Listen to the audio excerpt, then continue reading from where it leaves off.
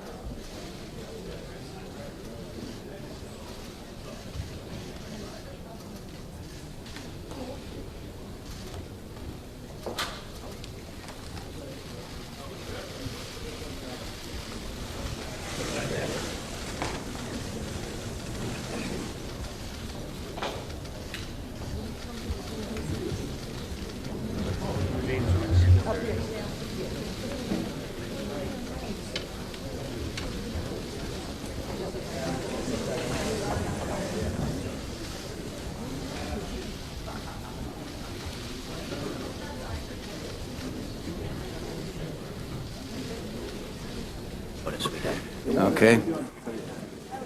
Good morning, Senator Cruz. Good morning.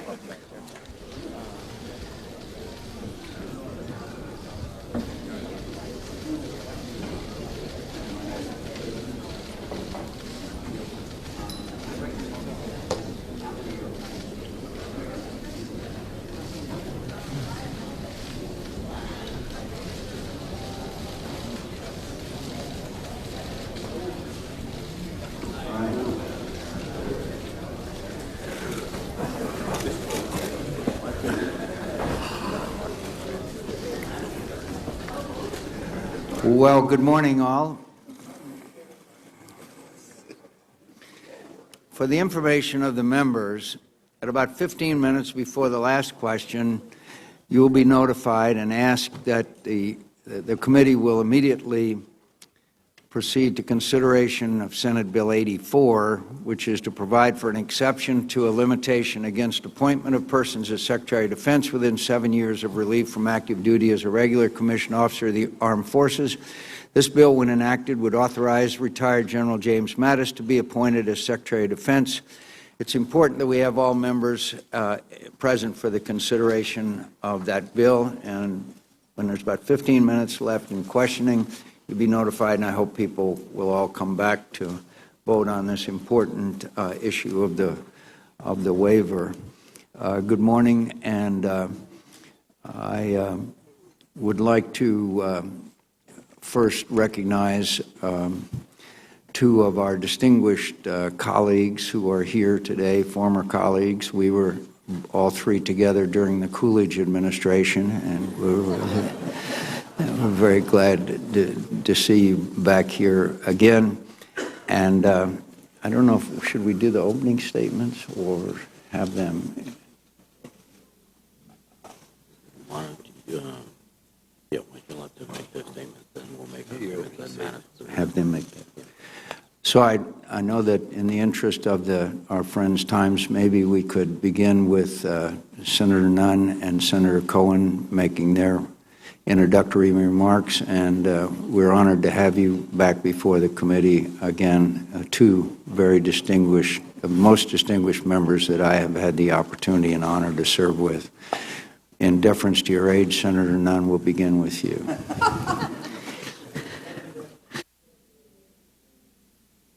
Here we go. Can you hear me?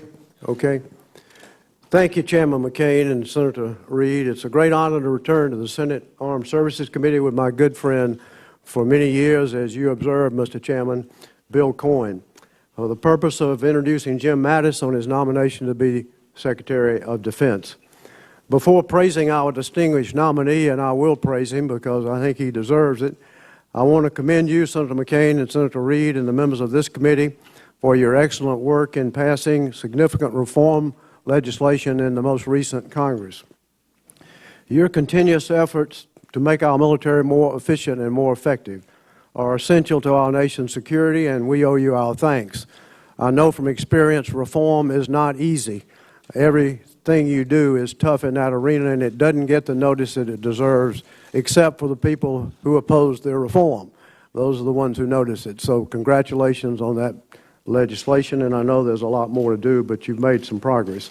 I also want to commend my good friend and congratulate my good friend, Senator David Perdue, for becoming a member of this committee and continuing a strong Georgia tradition of service on what I believe is the best committee in the Senate. Mr. Chairman, Senator Reid, and members of the committee, in September of 1950, my great-uncle, Carl Vinson, as chairman of the House Armed Services Committee, presented to the House of Representatives a strong case for Congress to pass a waiver to allow General George Marshall to assume the position of Secretary of Defense. So there's some history here. Today, I urge you to pass the same type of waiver for Jim Mattis, who retired from the Marine Corps 3.5 years ago. I believe that the law requiring a Secretary of Defense to be out of active duty at least 7 years does remain relevant today, but there is also a good reason that there can be on occasion, case by case, common sense exceptions through congressional actions. The Congressional Research Service has written an excellent paper on the legislative history of the separation from military service requirements.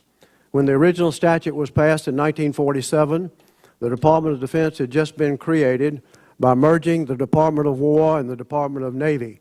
There were several very famous generals and admirals emerging from World War II who were highly publicized heroes, including a few 5 stars. And Congress did not want one service overpowering the newly created department. So that, to me, is an important part of the history of this legislation. Mr. Chairman, Senator Reid, and committee members, I believe that exceptions to this restriction should be based on the experience, the skills, and the character of the nominee, and our country's need to ask them to serve in this important role. I also believe that your examination of Jim Mattis's credentials, character, and record will convince you that he, like George Marshall, should be granted a waiver and confirmed as Secretary of Defense. Mr. Chairman, I've followed Jim's career for a long time because when I was chairman of this committee, my staff director, Arnold Pernaro, who's here today, also a Marine, repeatedly told me that a young officer by the name of Jim Mattis was demonstrating strong leadership capabilities and had a very long runway ahead.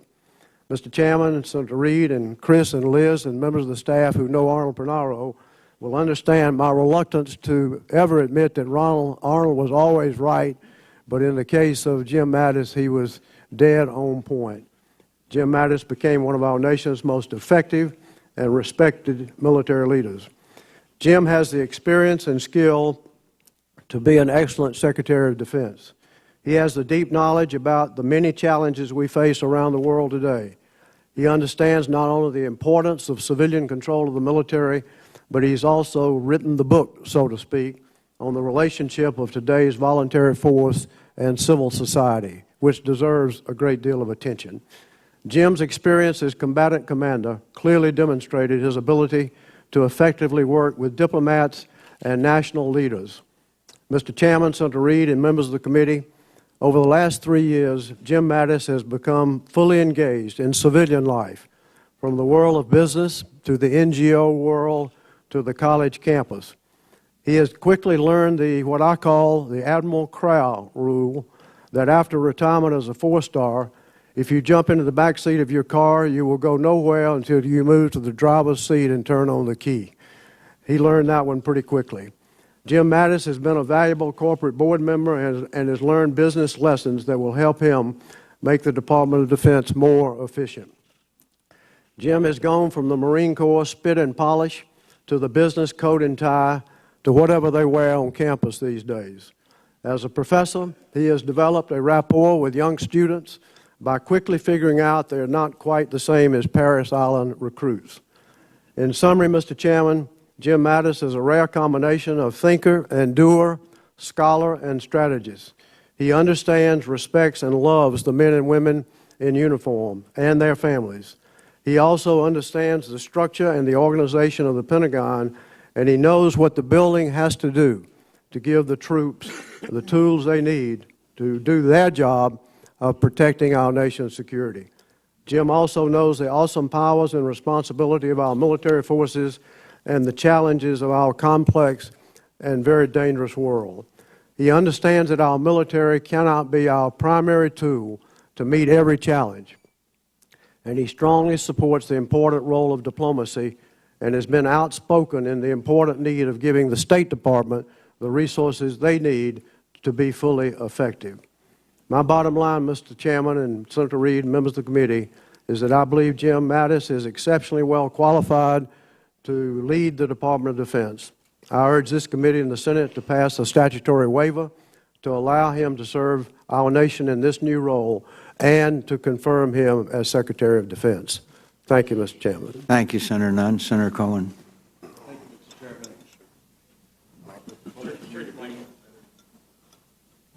Be here this morning to testify on behalf of General Mattis, Senator Nunn, Senator Reid, Senator Inhofe. I think you may be the only three who are still here in the Armed Services Committee when 20 years ago I came before the committee seeking your endorsement for Secretary of Defense. So it's been 20 years, and what a difference a generation makes. Because at that time, when we first met, you were a young captain in the Navy, and took us on a trip. Senator Nunn mentioned to China, where we met Deng Xiaoping and also did some great work on the way back in Korea. So I thank you for all of the years you devoted to this country. You remain a hero of mine and to millions of people, not only in this country but the world over. So it's a real honor for me to be here with you. Thank you. And with Senator Nunn. I served 18 years here in the Senate. He served 24. And I must say that the experience of working with Senator Nunn was one of the true highlights of my political career. So it's a pleasure for me to join with Senator Nunn. I want to associate myself with the remarks of the former senator from Georgia and simply submit my own written statement, which is quite brief, to the committee, and I'll try to summarize. Jim Mattis, I first met when I went to the Pentagon. He was a young colonel. And as Senator Nunn has pointed out, he had a reputation even then. This is somebody to watch. He's young, he's smart, he doesn't really belong behind a desk, although he may belong there right now. But at that time, he wanted to get out into the field. He is a warrior by nature. And I want to say that he has the nickname of Mad Dog. It's a misnomer. It should be Braveheart, because what really characterizes Jim Mattis is his courage. And, Mr. Chairman, you've written about this in terms of why courage matters. And you quoted from Churchill, said that courage is the first of human resources because it guarantees all else, all the others. And so we've seen the history of Jim Mattis in terms of being a warrior, a Braveheart on the battlefield. But that's really not why we're here. If he were only a great warrior, you'd say, well, there are a lot of other warriors as well. He comes because he is a man of thought as well as action. And sometimes it's said you can judge a people by the friends he makes, the company he keeps, but also by the books he reads. General Mattis has some 6,000 books in his library, most of which, if not all of them, he has read. And he can refer to either Alexander the Great, General Grant, Sun Tzu. I suspect he's probably the only one here at this table who can hear the words Thucydides' trap and not have to go to Wikipedia to find out what it means. And so he is a scholar as well, and a strategic thinker as well as a great warrior. These hearings are important, not only because you get a chance to listen to the views of the nominee in terms of what is his or her, in this case, his experience. What does he see as the world events that we're going to be confronted with? What does he bring to the table in terms of giving you confidence that the person making that judgment, and after all, he's number two. He's number two in the chain of command. It goes from the president through him to the combatant commanders. That's it. That's why it's so important that you have a chance not only to assess his background experience, but also his character. That really is what you need to know, because no one goes to the Secretary of Defense or any major position and can anticipate everything that's going to come at him. They talk about the tyranny of the inbox. Well, you have it tyranny in the inbox in the Pentagon, and things come at you with the velocity of a heat-seeking missile. And so you have to then look and say, how do I deal with this? Who is it who's making the decision? And in that case, I think you should take great confidence in this man who understands what it means to be in battle, and he understands what it means not to go into battle. And he has the love for his troops is returned in a way that I've not seen before. His troops, men and women alike in all services, love this man. And they love him because he loves them and what they do for our country, what they're willing to risk for our country. And so you look at his character. He's a humble man with very little to be humble about. But if you were to go to his hometown and see that he's a devoted son to his 94-year-old mother, Lucille, in Richland, Washington. If you look, you'd see he's a member of the board of the Tri-City Food Bank. And on any occasion, you can see him helping to distribute food to needy families. And you'll also see him refuse to exempt himself from jury duty. He was called to serve on a jury involving a gross misdemeanor case. He could have been exempted, but he said, no, I'm here to serve. So he's one of 6 people in that Benton County District Court. Beyond that, what is most impressive to me is that he takes the time without any fanfare to visit the Gold Star families. That is something that is a heavy, heavy responsibility, to go to the families talk to the people who have lost their sons and daughters, husbands, wives, in battle under his command. And so it tells me a lot about who Jim Mattis is and why you should take that into account. And finally, I feel a senatorial speech coming on, so I'll try to just sum up right now. One of my other heroes, in addition to Senator McCain, is Oliver Wendell Holmes Jr. And he's a hero because he not only was a great Supreme Court justice, he was also a veteran of the Civil War. And you cannot read any opinion of his without seeing how he reflects back upon his time in battle. And there's a great, I think it's 1894 Memorial Day speech you all should read. But in the conclusion of the speech, he says, whether a man accepts from fortune her spade and will look downward and dig, or from aspiration her axe and cord and will scale the ice, the one and only success that is his to command is to bring to his work a mighty heart. Members of the committee, this man, Jim Mattis, brings to the job of the Secretary of Defense a great and brave heart, and I hope you will vote to confirm him quickly. Thank you. I want to thank both Senator Nunn and Senator Cohen. I view as one of the great privileges of my time here in the United States Senate was the honor of serving with both of you. And so I think it means a lot to me personally, but also to members of the committee, that you would come here today on behalf of this nominee. Thank you for being here. And could I pay special recognition to Senator King? No. I was going to add from the great state of Maine, and someone we used to call governor and now proudly call senator. Nice to see you. He represents the geriatric part of this committee. Led by. I thank both Senator Nunn and Senator Cohen for being here. Obviously, the committee meets today to consider the nomination of General James Mattis to be the Secretary of Defense of the United States. 2 years ago, General Mattis, the last time he came before this committee, the idea that we would be meeting again under the present circumstances would have been hard to imagine, most of all by you, but I, for one, could not be happier. All of us recognize the unique, indeed historic nature of this nomination. General Mattis enjoyed a long and distinguished career in uniform, but current law would bar him from serving as Secretary of Defense for 3 more years. While I strongly support retaining the law, I also believe that our nation needs General Mattis' service more than ever. So after this hearing, the committee will meet to consider special legislation to allow General Mattis to serve as Secretary of Defense. If confirmed, General Mattis would have the honor of leading a team of Americans who represent everything that is noble and best in our nation. Our soldiers, sailors, airmen, and Marines do everything we ask of them and more. They make us proud every day. Our many defense civil servants also sacrifice day in and day out for our national security and rarely get the credit they deserve. I'm confident that no one appreciates our people and values their sacrifices more than General Mattis.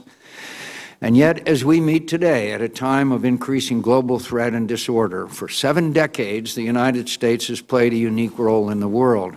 We've not only put America first, but we've done so by maintaining and advancing a world order that has expanded security, prosperity, and freedom.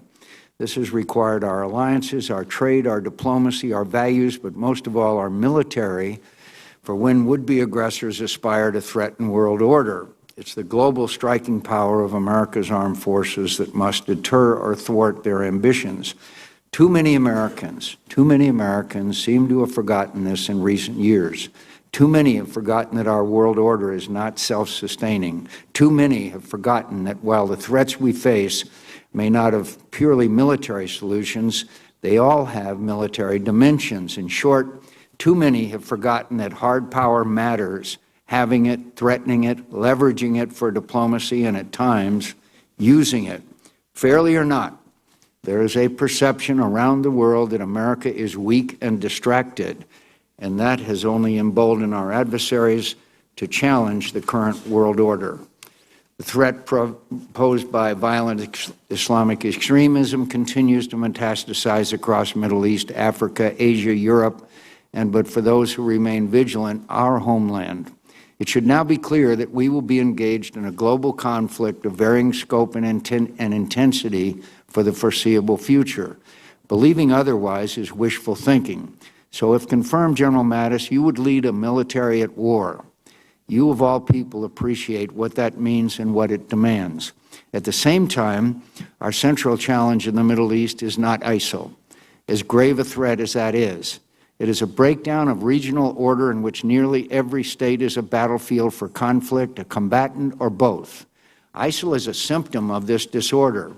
At the same time, Iran's nuclear weapons ambitions have been postponed but not halted, and it continues to modernize its military, expand its malign influence, and seek to remake the region in its image from Syria to Iraq to Yemen. In Asia, the rise of China is shifting the balance of power in ways that increasingly challenge longstanding U.S. interests.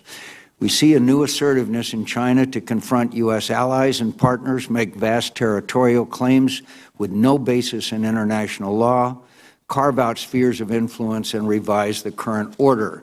North Korea is testing nuclear weapons and ballistic missiles at an alarming rate. Our intelligence community publicly assesses that North Korea could soon develop a nuclear-capable intercontinental ballistic missile that is capable of striking the U.S. homeland. This may become a defining crisis for the next president. And then there is Russia. Over the past 8 years, under President Vladimir Putin, Russia has invaded Ukraine, annexed Crimea, threatened NATO allies, intervened militarily in Syria, leaving a trail of death and destruction and broken promises in his wake. Russia's military has targeted Syrian hospitals and first responders with precision weapons. Russia supplied the weapons that shot down a commercial aircraft over Ukraine. Russia's war on Ukraine has killed thousands of Ukrainian soldiers and civilians. And in the most flagrant demonstration of Putin's disdain and disrespect for our nation, Russia deliberately interfered in our recent election with cyber attacks and disinformation campaign designed to weaken America and discredit Western values. Each of our last 3 presidents has had great expectations of building a partnership with the Russian government. Each attempt has failed, not for lack of good faith and effort on the U.S. side, but because of a stubborn fact that we must finally recognize Putin wants to be our enemy. He needs us as his enemy. He will never be our partner, including in fighting ISIL. He believes that strengthening Russia means weakening America. We must proceed realistically on this basis. We must build a position of significant strength vis-à-vis Russia and any other adversary that seeks to undermine our national interests and challenge the world order. We must reestablish deterrence, and that is primarily the job of the Department of Defense. But for too long, the Department of Defense has planned and optimized itself for short-term, episodic contingencies. Whether against great powers or global terrorist movements, we now face a series of long-term strategic competitions with clear military dimensions that often occur below the threshold of armed conflict. What makes all of this worse is that America's military technological advantage is eroding.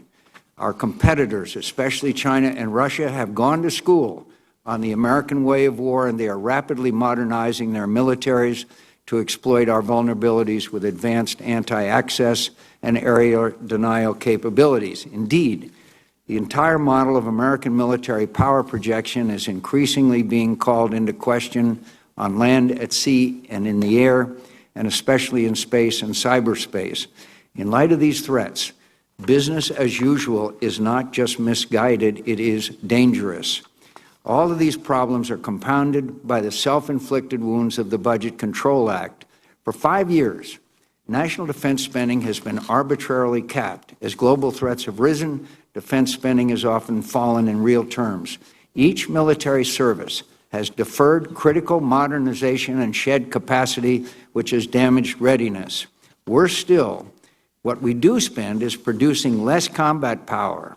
In constant dollars, we spend nearly exactly the same amount on defense as we did 30 years ago, but we are fielding 35% fewer combat brigades, 53% fewer ships, and 63% future combat aircraft squadrons. All this while overhead costs that do not add to combat power have steadily increased. In short, we have done grave harm to our military, as each of our Joint Chiefs of Staff has repeatedly testified to this committee. Meanwhile, our national debt has increased nearly $4 trillion over the life of the Budget Control Act. The President-elect says he wants to, quote, fully eliminate the defense sequester and, quote, rebuild our military. If so, he will find many allies on this committee. The Budget Control Act is harming us in ways that our enemies could only dream. We must repeal this legislation and increase the defense top line. This will not be cheap, but it pales in comparison to the cost of failing to deter a war, or worse, losing one. For all these reasons and more, I believe the nation needs General Mattis. We need to stop deterring ourselves and return to strategy, aligning our ends, ways, and means to address global threats. We need to resize and, more importantly, reshape our military, giving our warfighters the most advanced capabilities so they never find themselves in a fair fight. We must continue to reform the Department of Defense so more of its limited dollars are spent on increasing the lethality of our military, not adding to its bureaucracy. That especially means improving defense acquisition, which still takes too long and costs too much to deliver too little. I'd like to conclude by saying a few words about trust and accountability and about the relationship between this committee and the Department of Defense. One of the few benefits of my advanced age is the sense of perspective it affords. In recent years, I have witnessed a steady loss of trust and deterioration of relations between Congress and the Department. It is felt on both sides, and there's plenty of blame to go around. Department leaders have too often treated members of Congress as afterthoughts to be notified, not partners to be meaningfully consulted. And Congress has too often sought to bend the Department to its will through ever-growing amounts of legislation, trying to manage it from afar rather than oversee it. We cannot afford to go on like this. Our challenges are too grave. The wide margin for error we once enjoyed in the world is gone. We need to take more risk if we are to maintain our strategic and technological advantage. We cannot let fear of failure slow us or stop us from innovating. These are challenges that the Department of Defense and the Congress, especially this committee, must manage together. The only way to restore this trust is to start trusting each other. If confirmed, you would have to trust us to be your partners in major decision-making and in sharing the greater risks that are necessary to win in a more competitive world In return, if you will be accountable to us, and you will be, we must trust you to determine how best to get the results we demand with fewer statutory and regulatory impediments. In short, let's make it our common mission to restore accountability. If we can do that, though the threats we face may be great, I am confident we can succeed. Senator Reid. Thank you very much, Mr. Chairman. Let me join you in welcoming General Mattis to this morning's hearing. I thank him for his many decades of distinguished service to the country and to the Marine Corps, and I appreciate his willingness to return to public service, this time in a civilian capacity. In addition, let me also recognize and thank Senator Sam Nunn and Senator and Secretary of Defense Bill Cohen for their distinguished service and their very thoughtful, eloquent words this morning. Thank you, gentlemen. General Mattis began his long and distinguished career in the United States Marine Corps as a second lieutenant commissioned through the ROTC program at Central Washington University. He has served the highest echelons of the Marine Corps and capped his service as the commander of the United States Central Command. General Mattis, if you are confirmed as the Secretary of Defense, you will lead the department during a time when the United States faces many complex and multifaceted challenges that do not offer quick or easy solutions. Some of these challenges about traditional nation-state tensions, while others cross international boundaries. Also, you will help oversee national security policy for a president who lacks foreign policy and defense experience and whose temperament is far different from prior presidents. I think many Americans and many in this body on both sides of the aisle are rightly concerned about how he may respond when he is tested by Russia, Iran, North Korea, and other transnational threats such as cyber. Considering some of these hotspots in the world in detail, I would like to start with Iran, which remains a top concern for this committee. Their behavior with respect to proxy forces across the region has not improved, and Iran's unsafe and unprofessional actions in the maritime arena continue. However, I continue to believe that the Joint Comprehensive Plan of Action, or JCPOA, is the most effective way to prevent Iran from resuming their nuclear weapons program. General Mattis, while you raised concerns about the JCPOA when it was being negotiated, you stated during a Center for Strategic and International Studies forum in April 2016 that, in your words, there's no going back, absent a real violation. I agree with that assessment. I look forward to hearing your thoughts on how we can build upon the JCPOA to address other Iranian threats, including its malign influence in the region and ballistic missile programs. The threat posed by violent extremist groups remains a persistent and likely a generational problem. Our actions to support local partners on the ground in Iraq and Syria have made significant gains in recapturing areas once held by ISIL, including operations directed at Mosul and Raqqa. However, ISIL continues to find new ways to terrorize innocent civilians and recruit new members. In the long term, successful military action against ISIL, al-Qaeda, and other violent extremist groups must be complemented by non-military efforts by the international community to address the circumstances that led to the rise of such groups. Again, echoing some of the comments that my colleagues mentioned about the complementarity of the State Department and other agencies with respect to national security policy. In North Korea, Kim Jong-un has destabilized the Korean Peninsula, and recent nuclear tests and ballistic missile developments further threaten the region.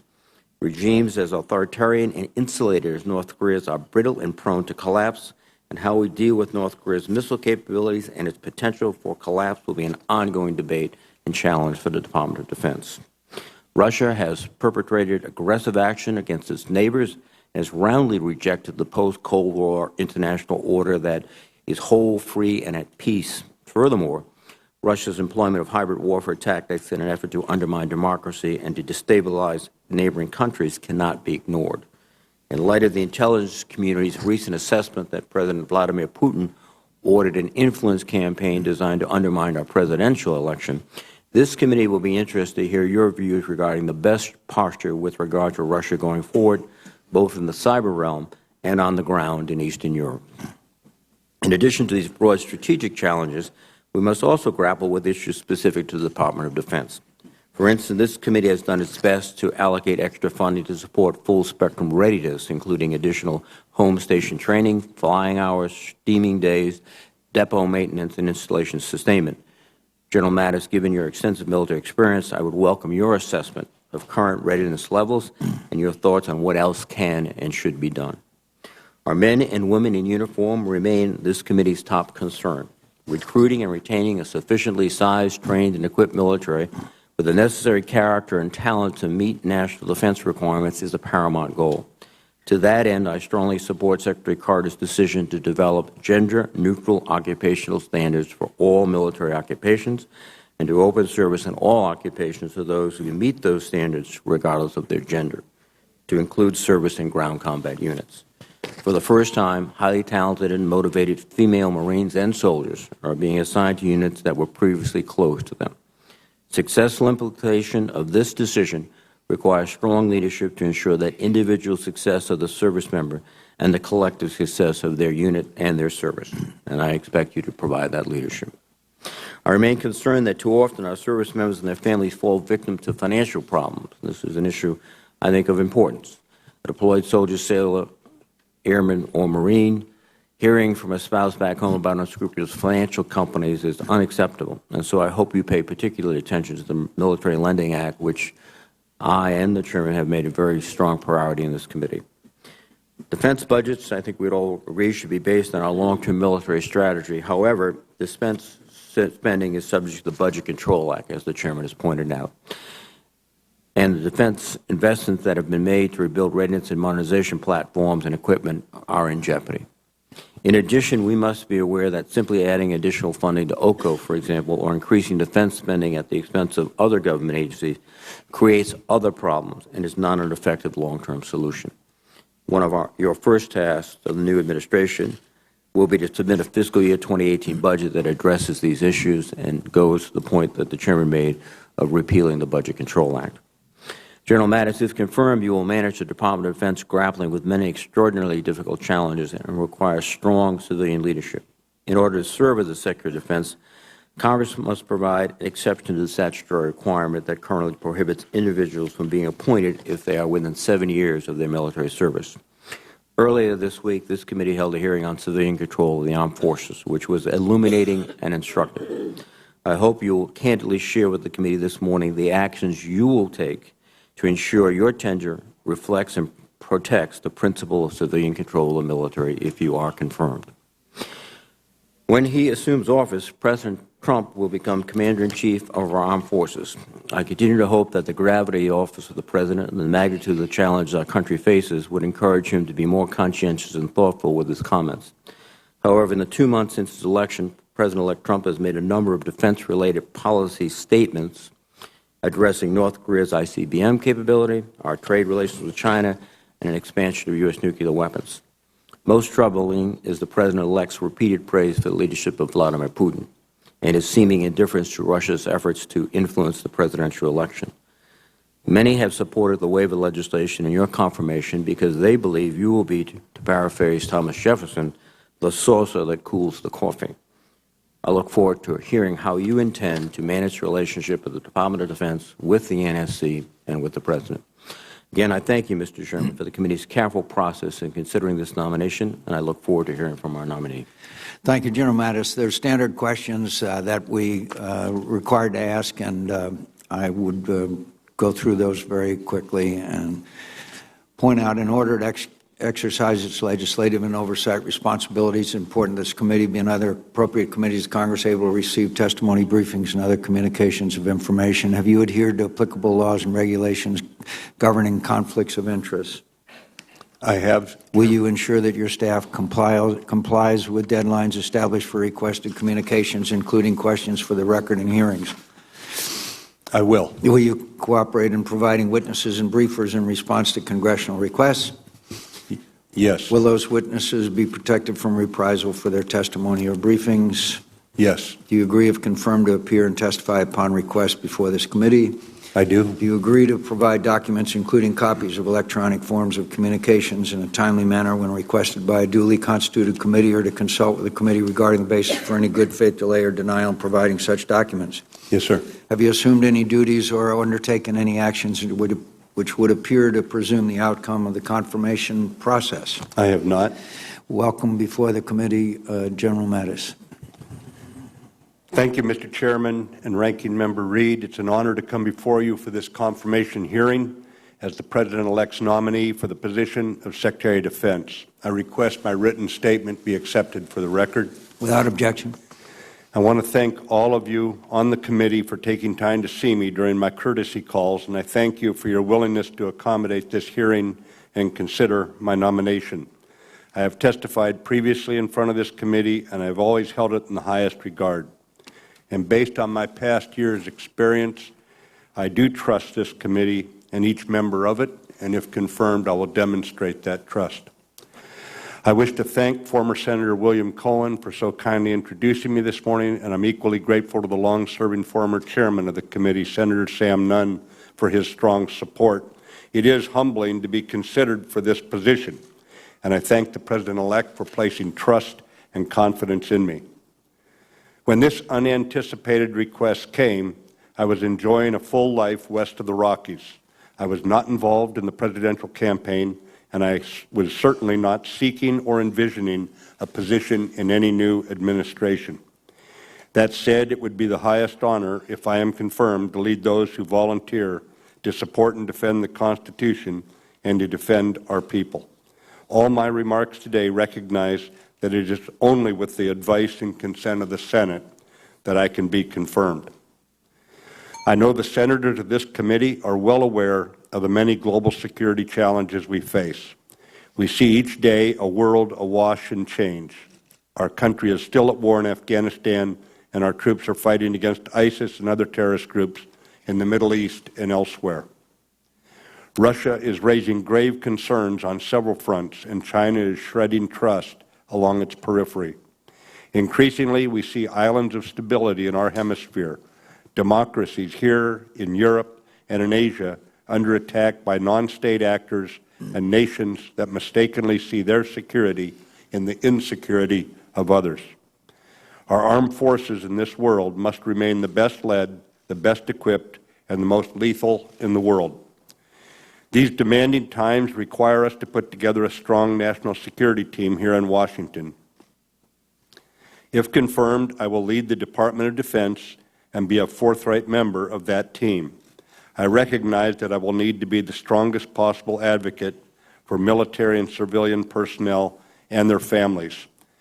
I will foster an atmosphere of harmony and trust at the Department with our interagency counterparts and the congressional committees.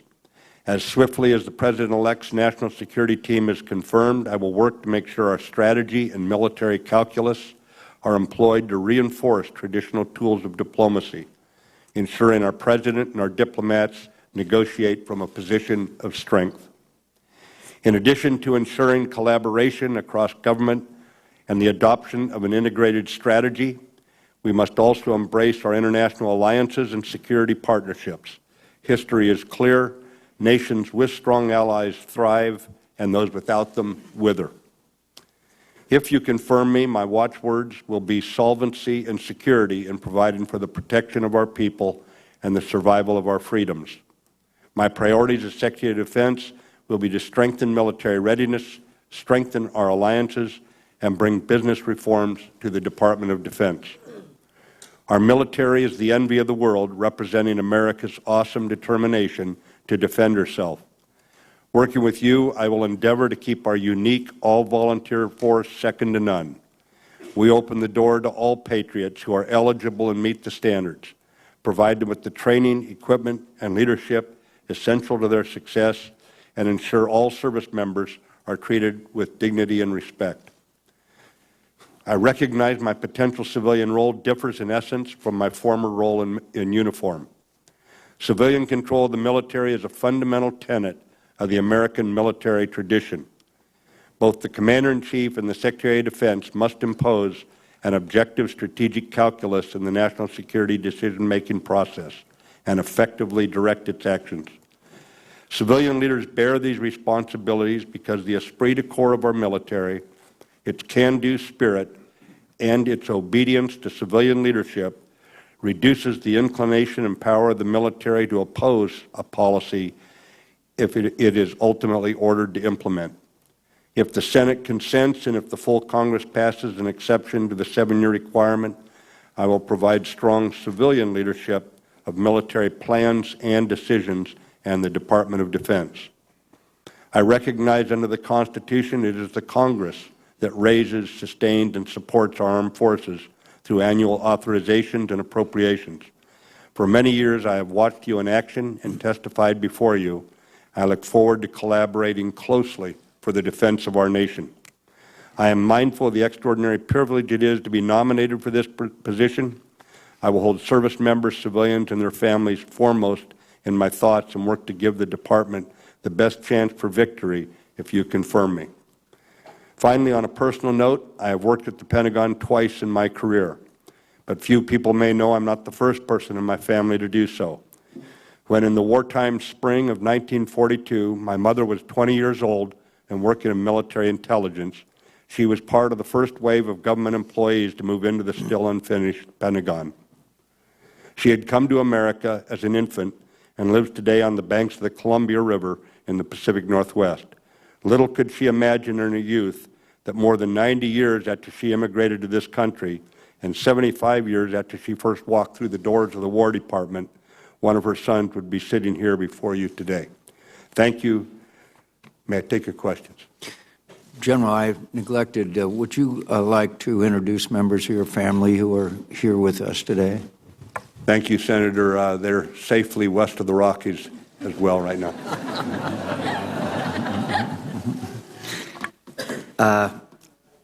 Very quickly, our uniformed military leaders have said that, have testified before this committee that the Budget Control Act has put the men and women serving in uniform at greater risk. Do you agree with that? I do, sir. I believe that we are in serious trouble in Afghanistan as the Taliban is able to mount greater and more serious attacks on capitals across that nation. Do you agree with that assessment? They have made advances and eroded some of our successes, Chairman. And the ANA is sustaining unsustainable, over a period of time, losses. I need to review the actual casualty figures and the recruitment, sir, but I believe that's correct. Do you believe that we have a strategy that will allow us to regain control of Raqqa? I believe we do, sir. However, I believe that strategy needs to be reviewed and perhaps energized on a more aggressive timeline. It seems to me that some of the actions we're taking, 50 troops here, 200 there, is smacks of mission creep. Is that, do you think that there is some aspects of that? Chairman, I'm not current on this issue. If confirmed, I will get current very quickly. I just returned from a trip to the Baltics, Georgia, and Ukraine. They are incredibly worried about our commitment to them. And one of the major priorities that the Baltic countries have is a permanent U.S. military presence, not a base, but a permanent military presence in the Baltics. Do you agree with that? Chairman, once the new national security team is confirmed, I want to sit down with them and come up with a coherent, integrated strategy that uses diplomacy, military. I'm specifically speaking of the Baltics. I do, sir.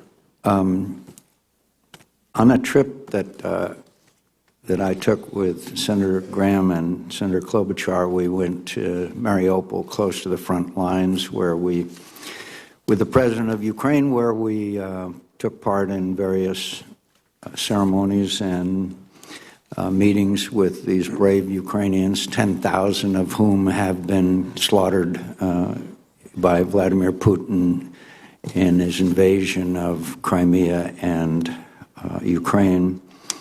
And I know you can appreciate the fact that there was a ceremony where the president of Ukraine gave their highest award to the mother of a young man who had just been killed by a Russian sniper a couple of days before. It's always very moving. And it brings home graphically what the Russians have done in Ukraine and Crimea. Crimea in blatant violation of the Budapest Agreement, for which they recognized Crimea as part of Ukraine in return for Ukraine giving up its nuclear inventory.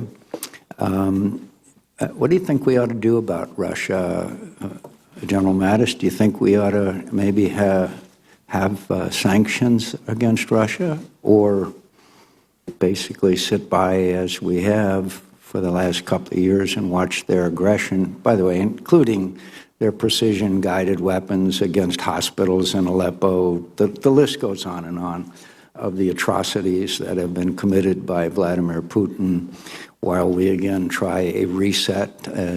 I've watched 3 presidents commit themselves to a new relationship with Vladimir Putin. All 3 have been an abysmal failure. Should we ignore the lessons of history in our relationship with Vladimir Putin, and what should we be doing? Chairman, history is not a straitjacket, but I've never found a better guide for the way ahead than studying the history. Since Yalta, we have a long list of times that we've tried to engage positively with Russia. We have a relatively short list of successes in that regard. And I think right now the most important thing is that we recognize the reality of what we deal with Mr. Putin, and we recognize that he is trying to break the North Atlantic Alliance, and that we take the steps, the integrated steps, diplomatic, economic, military, and the alliance steps, the working with our allies to defend ourselves where we must. You are a distinguished student of history, and as we are all aware, that following World War II, a world order was established, which has held for basically the last 70 years. Do you believe that that world order is now under more strain than it's ever been? I think it's under the biggest attack since World War II, sir, and that's from Russia, from terrorist groups, and with what China is doing in the South China Sea. And that would argue for us making sure we're adequately prepared to meet these challenges. I think deterrence is critical right now, sir, absolutely, and that requires the strongest military.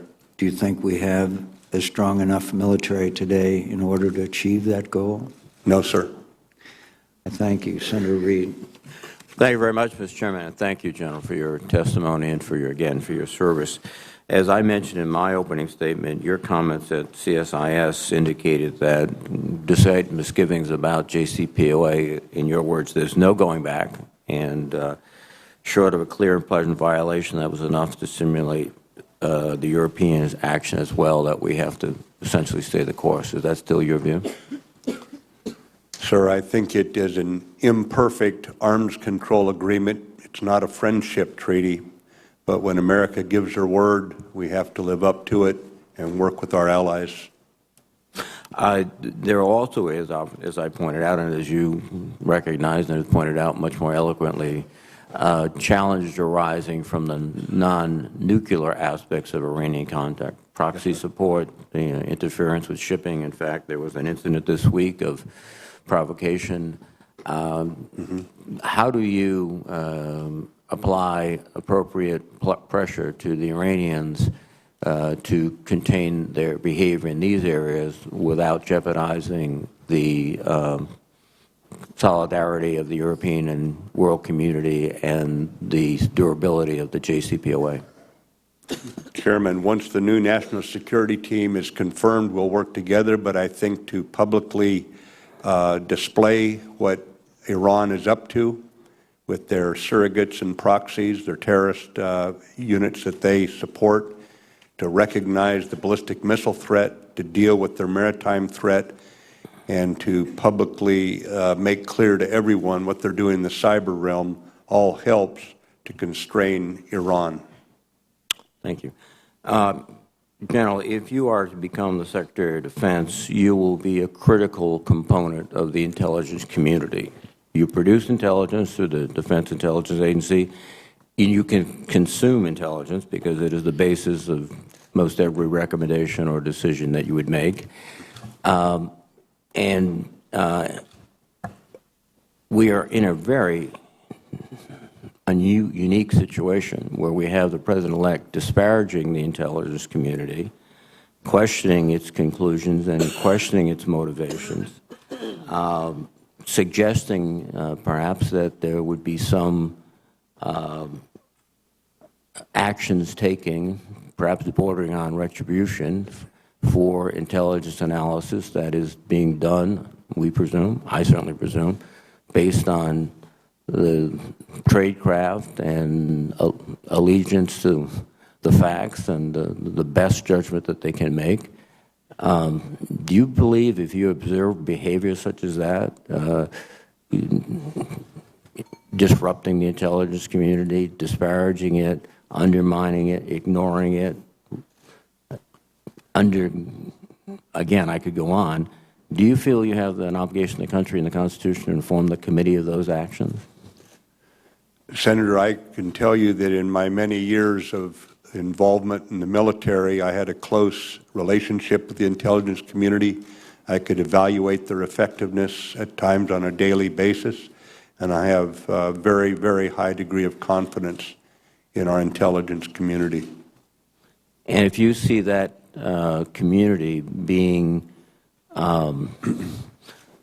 undercut, not debated about their conclusions, but undercut or somehow ignored or selectively being listened to or ignored, again, do you feel you have an obligation to make us aware of this so that we can exercise our responsibilities?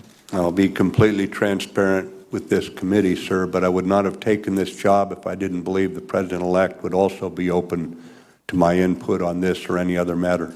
Thank you. You have talked about the situation with respect to Russia. One aspect of that is operations in Syria. There has been some discussion of on and off during the campaign of cooperating with the Russians in Syria. Do you think there's a possibility of that, a likelihood of that, or would that be a good approach? Senator, Russia, to quote the chairman's opening statement, has chosen to be a strategic competitor. They're an adversary in key areas, and while we should always engage and look for areas of cooperation, and even in the worst years of the Cold War, President Reagan and Secretary Shultz were able to work with Russia, the Soviet Union at that time, and reduce the nuclear weapons. So I'm all for engagement. But we also have to recognize reality and what Russia is up to, and there's a decreasing number of areas where we can engage cooperatively, and an increasing number of areas where we're going to have to confront Russia. Thank you. Senator Inhofe. Thank you, Mr. Chairman. I'm not going to take all of my time here because every question I was going to ask, the chairman has already asked, and I like the answers. I also have been honored to have known you for 30 years, and that's not normally the case. And that's so right. I'm so excited that you're willing to do this. The two things that we're concerned with are readiness and what's happening, that I'm concerned with, is readiness and our U.S. influence. A year ago, you said that you stated our influence in the Middle East is at its lowest point in 4 decades. And I agree with that. We had also confirmation testimony last November by General Goldfein that said continuous combat operations and reduced overall budgets have driven readiness to historically low levels. And I look and I see Senator Cohen and Senator Nunn. I spent time with both of them. I admire them so much, but this isn't like it used to be. I mean, right now we have 1/3 of the Army Brigade combat teams are ready to fight in all types of warfare. The current Air Force is the smallest and oldest in the Air Force history, yet only half of its fighter squadrons are ready to fight in intensity combat. And General Mattis and your Marines, the aircraft, their combat Marine aviators are at historical lows right now in terms of flight time. Same thing with the Navy. We have the requirements for 308 ships, and we only have 274. So this is not like it used to be. And I would only say this, that I really believe that we'll have to relook at the priorities that we have in this country. And I enjoy quoting President Reagan when he first came in. He said, quote, "Starting by considering what must be done to maintain peace and review all the possible threats against our security, then a strategy for strengthening peace and defending against those threats which must be agreed upon. And finally, our defense establishment must be evaluated to see what is necessary to project against any and all of the potential threats. The cost of achieving these ends is totaled up, and the result is the budget for national defense." Do you think he was right at that time? Yes, sir, I do. Yeah, I look forward to that. Thank you for being willing to do this. Thanks. Chairman. Thank you. Thank you, General Mattis, for also being willing to do this. You and I have had a chance to work together in the past, and we also have had a chance to visit. I would like to first briefly talk about the Overseas Contingency Operating Fund and the joke that is the cruel joke that is being played on the American public, that we have not been able to come together in an honest way and confront the needs of our military and confront the needs of our domestic national security in a bipartisan compromise to allow us to quit putting base military funding in a fund that doesn't have to be paid for. And it's gotten worse every year. And it's such a hypocrisy. It is one of the reasons everybody in America is so disgusted with us, that we can't be honest with the American people about the needs of our country and come together in a bipartisan way to meet them in a way that is responsible in terms of the way that we budget and spend money. Tell me how you intend on addressing this important issue going forward. It's not his job. Senator, the need for our country to maintain a safe and secure nuclear deterrent, a decisive conventional force, while maintaining an irregular capability is completely understood, and I know it is by this committee. But how do we then translate that into budgetary discipline and managerial integrity of the budget? And as you know, we will bring forward from defense what we think we need for overseas contingencies, for the base budget, this sort of thing. But I believe my desired end state would be everything is in the base budget except for something that legitimately pops up that couldn't be anticipated.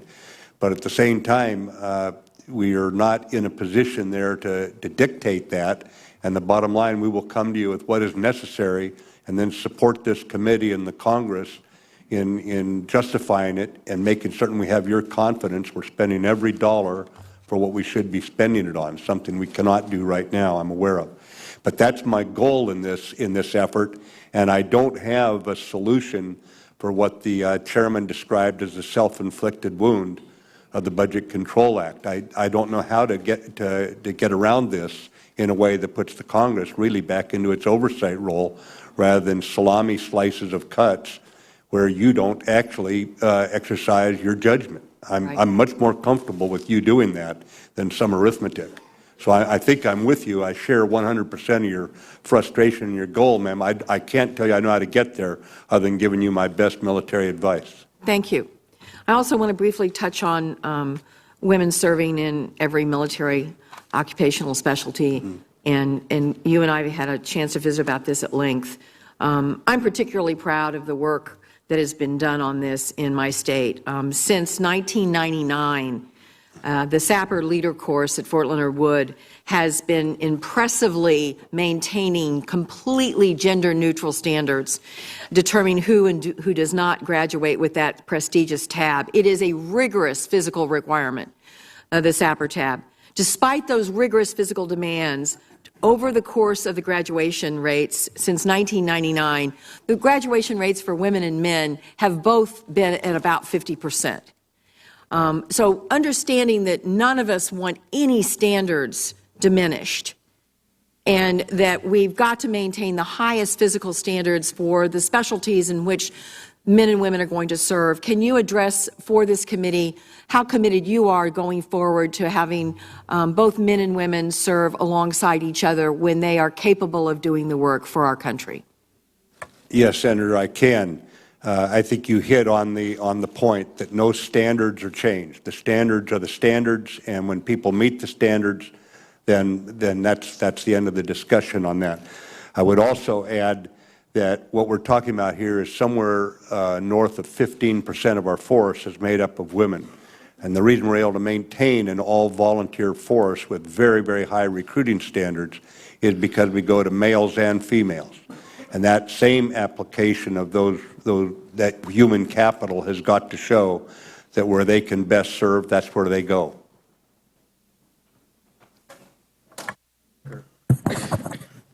Thank you, Mr. Chairman. General Mattis, let's talk about Israel for a few moments. Would you agree that the United States shares common values and strategic interest with Israel?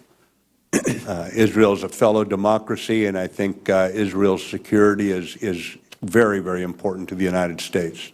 Are there any other democracies in the Middle East? No, sir. Would you agree that the threat of Iran's regional belligerence and nuclear ambitions are a shared threat both to the United States and to Israel? And I agree, and I would add also to our Arab partners in the region. And I think you said that we're going to have to live with what the administration has done with regard to the energy agreement with Iran. Are you confident that we can monitor the situation with regard to possible violations? Do we have that capability? I'll have to get in and look at the classified data if you confirm me, Senator. I believe we can have it. I just can't respond authoritatively right now if we've got those processes in place. In your opinion, what did the United States failure last month to veto the UN resolution with regard to Israel do to our bilateral relationship with Israel? Sir, I'd have to get back and look at that. I say that because I've read what's in the newspaper and what's going on in both Tel Aviv and Washington and New York, but I do not have a very authoritative view of that right now. I think we have got to restore a better relationship with Israel and with our Arab allies. I think there's a sense on their part that we are indifferent to the situation they face, the security situation that they face. And we certainly don't need to send the signal that we're indifferent to their situation, do we? The greatest generation came home from World War II recognizing whether we like it or not, we're part of this world, sir. We're going to have to remember that lesson. And I realize this was a foreign policy question, but you're going to be part of the national security and foreign policy team. And let me say that one of my greatest concerns with regard to our failure to veto this resolution, and therefore to let it be adopted by the UN Security Council, is that people will argue that this establishes international law. And somehow this Congress and this new administration are going to have to send the signal that we do not recognize that with regard to the Israeli presence in certain sections of Jerusalem, we do not recognize that resolution as international law, and we're in a tough position there. If you'd like to comment on that, I'd be glad to hear your thoughts, sir. Sir, I think ultimately we're going to have to promote peace between the Palestinian and the Israeli authorities there, and that's going to take time to build that kind of trust, and we should be a partner in trying to build that resolution between those peoples. When one speaks of Israel maintaining its qualitative military edge over neighbors in the region, what does that mean to you, General? Sir, it has to do with the technology of the military equipment provided. I would only add that we also have improving relations between Israel and some of those neighbors, and where we can work in terms of partnership with both Israel and the Arab neighbors, we can strengthen everyone's security and stability in the Middle East. Do you believe their qualitative military edge needs to be revitalized? I'm not aware that it's not vital now, that it's not fully formed right now. And with regard to the Thucydides trap, of course, Secretary Cohen has insulted every member of this committee by suggesting that we don't readily understand that. But with regard to that, as I understand it, this occurs when a rising power tries to meet the power of an already existing and established power. Do you think that is a risk when it comes to our relationship with China, particularly in the Asia-Pacific region? Sir, I believe that we're going to have to manage that competition between us and China. There's another piece of wisdom from antiquity that says fear, honor, and interest always seem to be the root causes of why a nation chooses to go to hostilities. And I would just say that what we've got to do is engage diplomatically, engage in terms of alliances, engage economically, and maintain a very strong military, so our diplomats are always engaging from a position of strength when we deal with a rising power. Thank you very much. Good luck to you, sir. Thanks. Thank you, Mr. Chairman, and welcome, General Mattis, and thank you for your willingness to continue to serve this country. I have read that in 2005, as commander of the Marine Corps Combat Development Command, that you asked researchers to, quote, unleash us from the tether of fuel and explore ways to improve the efficiency of military vehicles in order to reduce the strain that energy put on supply lines, because you, not only when you commanded the 1st Marine Division during the 2003 invasion, but you had also seen what happens when our troops outran their fuel supplies. So can you speak to why you think this is important, and will you, as Secretary of Defense, continue to support the military's effort to pursue alternative and more efficient sources of energy to reduce our reliance on conventional fuel supplies? Yes, Senator, we will take advantage of every advance in terms of extending our legs, extending our energy efforts. And certainly there's a lot of progress that's been made. I've been living in Silicon Valley for the last several years, so you can understand my interest in what they're doing out there in the private sector. Well, thank you. I think our military is way ahead of much of the rest of government and much of the private sector, and those are lessons that can be shared that will benefit the private sector as well. Chairman McCain talked about the threat that Russia poses, and listening to your responses, it sounded to me like you also believe that Russia poses a threat to the United States and to I think you said, the transatlantic alliance.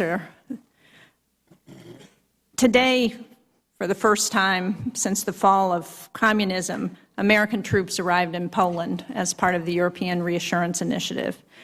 How important is it for us to continue these initiatives to reassure our European allies that we will continue to support them? And how concerned are you that some of President-elect Trump's statements with respect to continuing to support NATO, to support our allies in Europe, has undermined our ability to continue this initiative? And will you support the ERI continuing as Secretary of Defense? Senator, I do support ERI. NATO, from my perspective, having served once as a NATO Supreme Allied Commander, is the most successful military alliance probably in modern world history, maybe ever. And it was put together, as you know, by the greatest generation coming home from a war to defend Europe. against Soviet incursion by the military, their military. Yet the first time it went to war was when this town and New York City were attacked. It's the first time NATO went into combat. So my view is that nations with allies thrive and nations without allies don't. And so I would see us maintaining the strongest possible relationship with NATO. Thank you. And are you concerned about some of the statements that President-elect Trump has made with respect to our historic European allies and to NATO, and how have you had a chance to have discussions with him, and how confident are you that he recognizes what you've just said about the importance of those relationships? Senator, I have had discussions with him on this issue. He has shown himself open, even to the point of asking more questions and going deeper into the issue about why I feel so strongly. And he understands where I stand, and I'll work with the other members of the team, National Security Team, once the Senate confirms them, to carry these views forward. Thank you. You talked about, I think Senator Inhofe raised the issue of readiness for our troops. And when you and I met, we also talked a little bit about the National Guard and the importance of the Guard as being part of the one force that we depend on. Readiness is obviously a concern for the National Guard as well. And in New Hampshire, for example, our National Guard has experienced a 32% decline in force structure since 2007, much more than many states that are smaller than we are. And they've had trouble with training rotations, resources, equipment, other aspects of readiness. Can you commit to us that you, in addition to trying to address readiness with our active duty forces, that you will also look at the Guard and Reserve and try and ensure that they also have access to what they need to be ready for deployment? Senator, I share the chairman's view that we have shrunk our military capability, and one of the things that forces on us is the awareness. It's not just a strategic reserve anymore in the National Guard, it's also an operational reserve. That means they have to be ready to go on very short notice. That's just a reality when we've shrunk our military to the point we have, yet not reduced our strategic obligations. So we are going to have to keep the National Guard and the reserves of all the armed forces at the top of their game. We can't deploy them without having them at a high state of readiness, mostly in equipment and training. There are some things, obviously, they don't do because they're not on duty 365 days a year. But as an operational reserve and strategic reserve, they'll be critical. Thank you, General. Thank you, Mr. Chairman. Thank you, General Mattis, for your past service to this country, and thank you again for your willingness to step forward in service once again. I was happy to see your responses to the advanced policy questions affirm the importance of nuclear weapons, which you describe as fundamental to our nation's security. And your statement that, quote, we must continue with the current nuclear modernization plans for all three legs of the triad, end quote. When we talked in my office about the triad in our meeting last week, you brought up, I believe, a very important point that bears repeating, relating to the ICBM force. And there's a broad recognition that the legs of the triad have different strengths. The bombers are visible, and therefore they have what I call signaling value. The submarines are highly survivable, and the ICBMs are the most responsive leg, and they can be launched at a moment's notice. You mentioned what you called the targeting challenge of our ICBM force, and what that targeting challenge poses for our adversaries. Could you explain that further?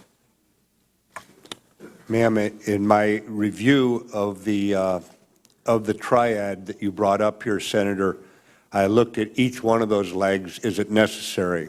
And I haven't had access to all the classified data, but I had a fair amount of background on this, and some of the aspects of why we have a triad have not changed. So in looking at each leg of it with the ICBM force, it's clear that they are so buried out in the central U.S. that any enemy that wants to take us on is going to have to commit 2, 3, 4 weapons to make certain they take each one out. In other words, The ICBM force provides a cost-imposing strategy on an adversary. And again, what we're trying to do is set such a stance with our triad that these weapons must never be used ever again. And so the deterrent value of the ICBM force is that an enemy would have to basically use 3 or 4 times as many weapons to take out each individual one. So that's the targeting challenge the enemy faces against the ICBM force. Thank you. And in your answers to this committee's advanced questions about whether we are deterring hostile activity in cyberspace, you say no, and you continue on to state, quote, "To be deterred, our adversaries must know they will suffer consequences from cyber attacks that outweigh any gains they hope to achieve. If they choose to act as adversaries, we will treat them as such," end quote. I completely agree and believe that more costs must be imposed on those who are responsible for cyber attacks. So this gets to the issue we've discussed in great detail on this committee, which is the lack of an overall policy to respond to cyber attacks. When we discussed this in our recent meeting, you made a point that I believe is also very important, which is that the lack of a policy is potentially destabilizing, because adversaries unaware of our boundaries may take a provocative action that forces the United States to act militarily. I believe you characterized it as, quote, stumbling into a conflict. Essentially, we don't want to find out what constitutes an active war in cyberspace the hard way. Can you elaborate on that point for us? Senator, I believe a lot of crises and even wars have started from miscalculation. So while it's important we make clear what we stand for, I think in an area such as you're bringing up here, cyber, it's also important that our adversaries know what we absolutely will not tolerate. And by making that clear, you're less apt to have somebody stumble into a situation where now we're forced to take action. That said, putting together a policy like this is not something the Department of Defense can do alone. We certainly have a key role, a fundamental role, but at the same time, from our Treasury Department to our Commerce Department to our Homeland Security, we need to get a lot of people in the room and put this policy together. I realize it's a new domain, but that doesn't give us an excuse not to address it on an urgent basis. Thank you, sir. I look forward to working with you on that. This committee has been focused on cyber. We are looking for a policy, and I look forward to developing one with you. And I invite you to come to Nebraska and visit Offutt, and would love to be there when you're there. Thank you. Thanks. It's not required. Senator Gillibrand. Thank you, Mr. Chairman. I want to continue some of the line of questioning started by Senator McCaskill. Do you plan on rolling back the opening of infantry positions to women based on your previous statements? Senator, I've never come into any job with an agenda, a preformed agenda of changing anything. I come in assuming the people before me deserve respect for the job they did and the decisions they made. I asked specifically because in previous speeches, one from the Marines Memorial Club in San Francisco on April 16, 2015, you were asked specifically about whether we should open infantry positions and Special Forces combat jobs to women. And you said you did not think it was a good idea. You said when you mix, you know, that when you mix eros, when you mix affection for one another, that could be manifested sexually. I don't care if you go anywhere in history, you will not find where this has worked. Never has it worked. And then in a previous speech on April 23, 2014, you said the idea of putting women in there is not setting them up for success. Could we find a woman who could run fast enough? Of course we could. Could we find a few who could do the pull-ups? Of course we could. That's not the point. That's not the point at all. It's whether or not you want to mix eros. And so in both of these question and answer sessions, you said you do not think you could do it. Have you changed your view on this issue? Senator, I was not in a position to go back into government when I made those statements. There are many policies that have been enacted over many years, including the years since I've been on active duty. I'm coming in with the understanding that I lead the Department of Defense, and if someone brings me a problem, then I'll look at it. But I'm not coming in looking for problems. I'm looking for ways to get the department so it's at the most lethal stance. And in that regard, it's all about military readiness. I'm looking for military readiness and what we can do in that regard. Do you plan to oppose women serving in these combat roles? I have no plan to oppose women in any aspect of our military. In 2003, I had hundreds of Marines who happened to be women serving in my 23,000-person Marine division. And this is 10 years before I retired, and I put them right into the front lines alongside everyone else. So you no longer believe that eros is a problem when men and women are serving together? I believe that if we are going to execute policies like this, we had better train our leaders so they can handle all things that come from a policy that's decided in this town.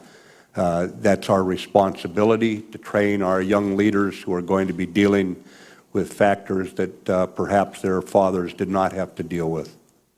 In your book, Warriors and Citizens, and the interviews that you did afterwards, you were talking about the disconnect between civilians and the civilian elite's view of the military and the military's view of itself. And you cite various policy debates that you think there's a disconnect, and two that you cite. You said in recent policy debates, such as those about allowing homosexuals to serve openly, retaining a residual force in Iraq and Afghanistan, cutting military spending, assigning women to combat units, and other items. You believe that the American public is not nearly as concerned as it should be that the changes to military policies are accruing risk to our forces. We fear that an uninformed public is permitting political leaders to impose an accretion of social conventions that are diminishing the combat power of our military, disregarding our warfighting practitioners' advice. Do you believe that openly serving homosexuals along with women in combat units is undermining our force? Senator, my belief is that we have to stay focused on a military that's so lethal that on the battlefield it will be the enemy's longest day and their worst day when they run into that force.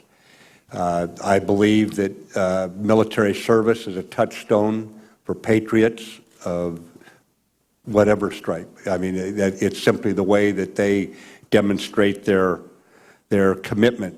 And I believe that right now the policies that are in effect, unless a service chief brings something to me where there's a problem that's been proven, then I'm not going in with an idea that I'm going to review these and right away start rolling something back. Do you believe that allowing LGBT Americans to serve in the military or women in combat is undermining our lethality? Frankly, Senator, I've never cared much about two consenting adults and who they go to bed with. So the answer is no? Senator, my concern is on the readiness of the force to fight and to make certain that it's at the top of its game, so when we go up against an enemy, the criteria for everything we do in the military up until that point when we put our young men and women across the line of departure is they will be at their most lethal stance. That's my obligation as I move into this job. So that's how I will look at Thank you. And for the record, I'd like in writing whether you believe a gender. Understood, sir. Just for the record, Senator's you answer time that has question. expired. Thank you. Please adhere to the rules of the Senate. Thank you, Mr. Chairman. Senator Cotton. Thank you. General Mattis, welcome to the committee. Thank you for your many decades of service, and thank you for your willingness to answer the call to serve once again. In his speech on our defense in Philadelphia, President-elect Trump committed to a 540,000-man Army, a 36-battalion Marine Corps, a 350-ship Navy, and an Air Force with at least 1,200 fighter aircraft. Do you agree that these numbers are the correct targets for which we should aim for our armed forces? Sir, in my discussion with the President-elect, he wants to strengthen the military. I'll have to look at those numbers in particular. I would tell you that he takes the issue seriously, as you can see from what he's proposed there, and I believe that that is the right direction. The timing, the phasing of that, and making certain that whatever you've already bought for us is fully maintained. These are challenges that we'll have to look at for current readiness and future readiness of the force. But I believe the direction he has outlined is accurate. Thank you. Do you have a perspective on what is a more urgent priority, current end strength or the aging equipment of our armed forces? Senator, I think that we have a reset problem in several of our armed forces coming out of many years of hard use. That reset has not been achieved. We also have a current maintenance problem where ships are at sea longer because the ships that are supposed to relieve them are not prepared. And then we've got to look at the future force to make certain, like in my case, every time I went to fight, somebody had done something 20 years before that put me in a dominant position. So we're going to have to balance all that, and I look forward to working with this committee in figuring this out, trying to get the right balance for that. Thank you. I want to return to the nuclear triad discussion you had with Senator Fisher, in which you expressed your support for it. When we look at the triad we have today, though, it's getting somewhat long in the tooth. I think every leg of that triad may be older than I am. We're undertaking a significant modernization program today. Are you committed to the continuation of the Columbia-class submarine? Yes, sir, I am. The B-21 bomber? Yeah, a manned bomber, yes, I am, sir. The ground-based strategic deterrent? I am, sir. Long-range standoff cruise missile? I need to look at that one, sir. My going-in position would be it makes sense, but I need to look at it in terms of its deterrent capability. Secretary Bob Gates, for whom we both served, many levels lower than did you, wrote in his books that a common misunderstanding in Washington is the deputy secretary of any department manages the department. He said that only the Secretary of Defense can truly run the department and really run major critical programs. He cited as some examples the mine-resistant ambush-protected vehicle, unmanned aerial ISR assets in theater, and the so-called golden hour of getting combat care to troops who are wounded on the battlefield. Just three examples of that. He had to prioritize and invest his time and influence and prestige to accomplish within the department's bureaucracy. As you look forward to serving as Secretary of Defense, what are the 2 or 3 priorities you think that are both most urgent and most intractable in which you will need to personally invest your time and influence and prestige? In strengthening the military, sir, there are times when the Secretary himself has to overrun any kind of obstacles, but you want to set up a department that by and large can do that as a matter of its core processes.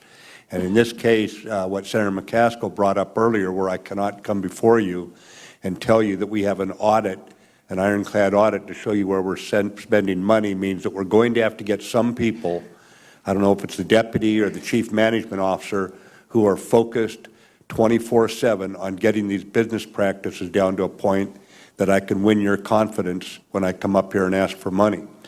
At the same time, I think that the decisions on the use of force, the active oversight of operations overseas, and the engagement with our allies are things that I'm going to have to spend a lot of time on based on some of the questions and comments that have been given here today.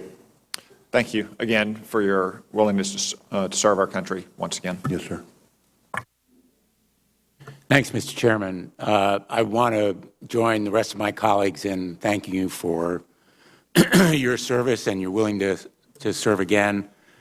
You and I have discussed the issue of civilian control over the military, and I am extremely concerned by the precedent that you're assuming this office would set. And I think you, in some respects, share that concern, because civilian control over the military is a bedrock principle that goes to the very founding of our republic. And I am not going to elaborate on my reasons for feeling so strongly about it. I'd like to place in the record a statement to that regard, if there's no objection, Mr. Chairman. Thank you. But let me say very bluntly, if there were ever a case for a waiver of that principle, it is you at this moment in our history. Senator Cohn made reference to your heart and your caring for your troops and their caring for you, and I believe that your appreciation for the costs of war in blood, treasure, and lives, and the impact on veterans afterward will enable you to be a check on rash and potentially ill-considered use of military force by a president-elect who perhaps lacks that same appreciation. And so I think you will have a critical role as Secretary of Defense in providing a check on that kind of action. And in that regard, I want to focus on one of the costs of war, which is post-traumatic stress disorder. I call it post-traumatic stress, an invisible wound of war. The chairman and I worked together to support a measure called the Clay Hunt Veteran Suicide Prevention Act, and I thank him again for his leadership on that issue, which focuses on the difficulties that veterans have and the impact in causing suicide among veterans. Again, an invisible and often disregarded costs of war. 20 veterans every day still commit suicide in the greatest country in the history of the world. I'd like a commitment from you that you will address the issues of post-traumatic stress and veterans and work with the VA on attempting to fight this scourge of suicide in our military. Senator, this cuts to the very heart of any of us here who have ordered troops into harm's way, and how could they come home to this great country carrying something that puts them into that sort of despair. I'm guided largely by Dr. Jonathan Shea from Boston, from Cambridge, and what he has done in his study of this issue, and you have my full commitment on this. And you and I have also discussed veterans of past wars who may have been discharged with less than honorable status because of PTS that was undiagnosed at the time, partly because it wasn't even regarded as a condition or a diagnosable condition. And I think you expressed your interest in addressing that issue as well. Yeah, there are appeal processes, but I need to look at those processes and whether or not the framing guidance to those appeal boards takes this into account. And I don't know that right now, but I will look at it. General, you expressed your commitment in response to previous questions to the Columbia-class Ohio replacement program, and I welcome that commitment. I think it's essential as part of our nuclear triad. You and I have also discussed the Virginia attack class submarine program, the construction of 2 a year. I assume you will remain committed to that program because it is so vital to our undersea strategic superiority. It's one of the areas where we have an asymmetric advantage. Absolutely, Senator. And I think you agree, too, because you mentioned our support for Israel, that the F-35 Joint Strike Fighter program is important to our strategic edge in the world and to our allies like Israel and others around the world, including in NATO, that will depend on it. Yes, sir. Many of our allies have bet their air superiority on the F-35 program, and it bonds us tightly together with them. Thank you very much. Thank you, Mr. Chairman. Thank you, Mr. Chairman. General, first of all, thank you for your service. Thank you for taking the time to visit with us personally prior to in our office. As I think back, I thought perhaps one of the biggest challenges that you may face is differentiating between that of a military leader versus a civilian leader coming into the Department of Defense. Could you perhaps just share very briefly your philosophy on the difference in how you would perhaps share the difference and address any questions anybody on this committee may have concerning how you would respond militarily versus that as the civilian leader? Senator, the military is under civilian control in this country, and the result is that once they've had their say, they've given their input, the military leaders stand back and then carry out the decision to the best of their ability. In changing roles here, I have to make certain that I'm carrying out that responsibility, principally to advise the elected commander-in-chief on the use of force in a way that takes into account all of America's basically different strengths, economic, diplomatic, military. Generally speaking, we would use military as a deterrent role, as a reassurance to our allies, and certainly in most cases as a last resort. So the role of the Secretary of Defense is a broader portfolio than that of a military officer. Further, it is a position of civilian control that works with the Congress to maintain civilian control of the military. This is not just up to the executive branch. Civilian control of the military is also a responsibility that is shared with this committee in particular and with the broader Congress. And I still remember my first day in 1969 standing at the newly discovered position of attention in a barber shop, and on the wall was the picture of the President of the United States wearing a suit, the Secretary of Defense in a suit, the Secretary of Navy in a suit, and below that was a list of photos of the commanders, my Marine commanders. It was on its first day in the military, it was a graphic display of civilian control of the military. They're in the executive branch, but I have learned the role of the Congress over many years of testimony. Thank you.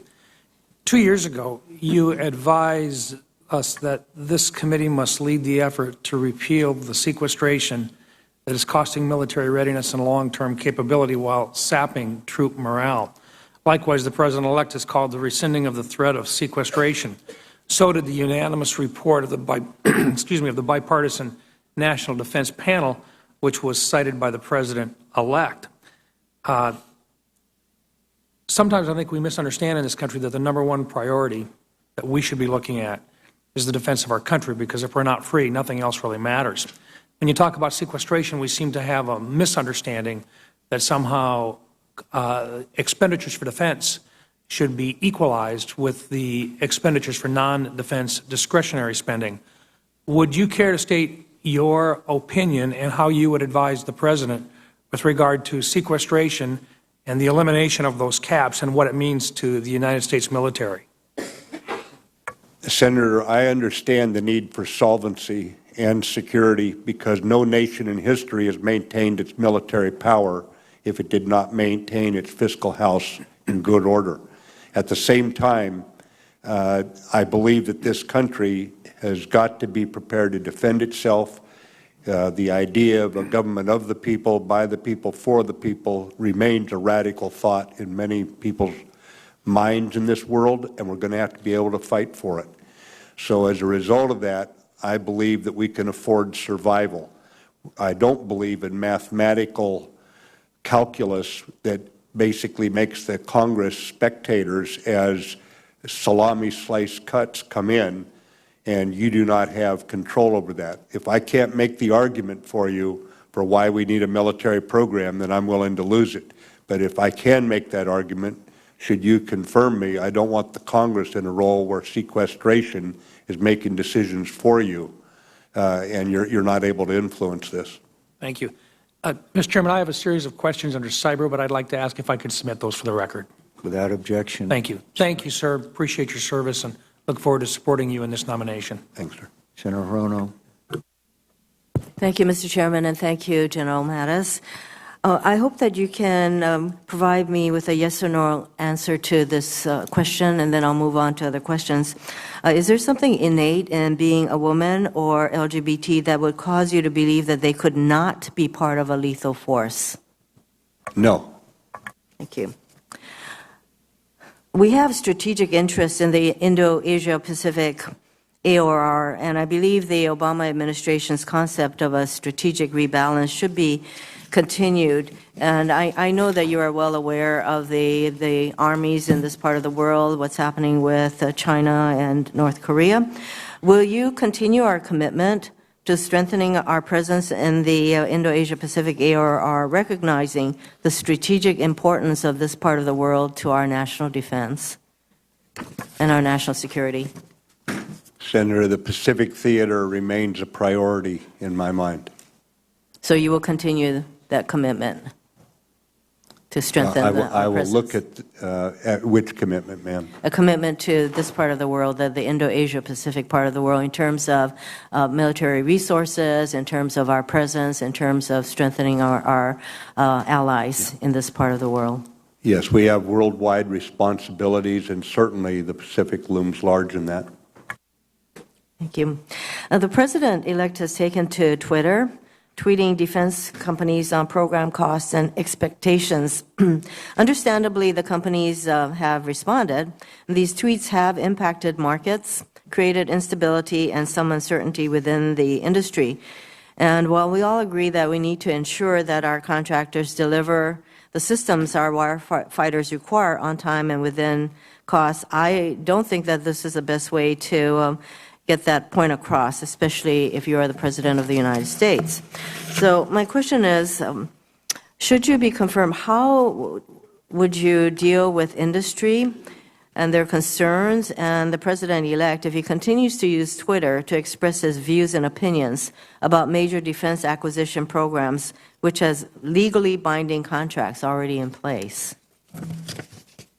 Senator, it's not my role to comment on the President-elect's statements, other than to say I believe it shows he is serious about getting the best bang for the dollar when it comes to defense dollars. And that is where I find common ground with him. I want to be able to come to you and say, here's the money you gave us and here's what we did with it.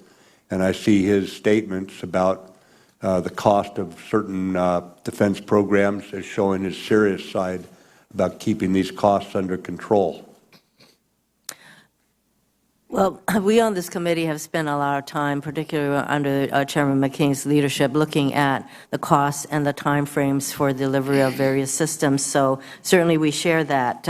It's a matter of how best to go forward as we ask these questions. And in my view, using Twitter as a means is not the most efficacious way to do that.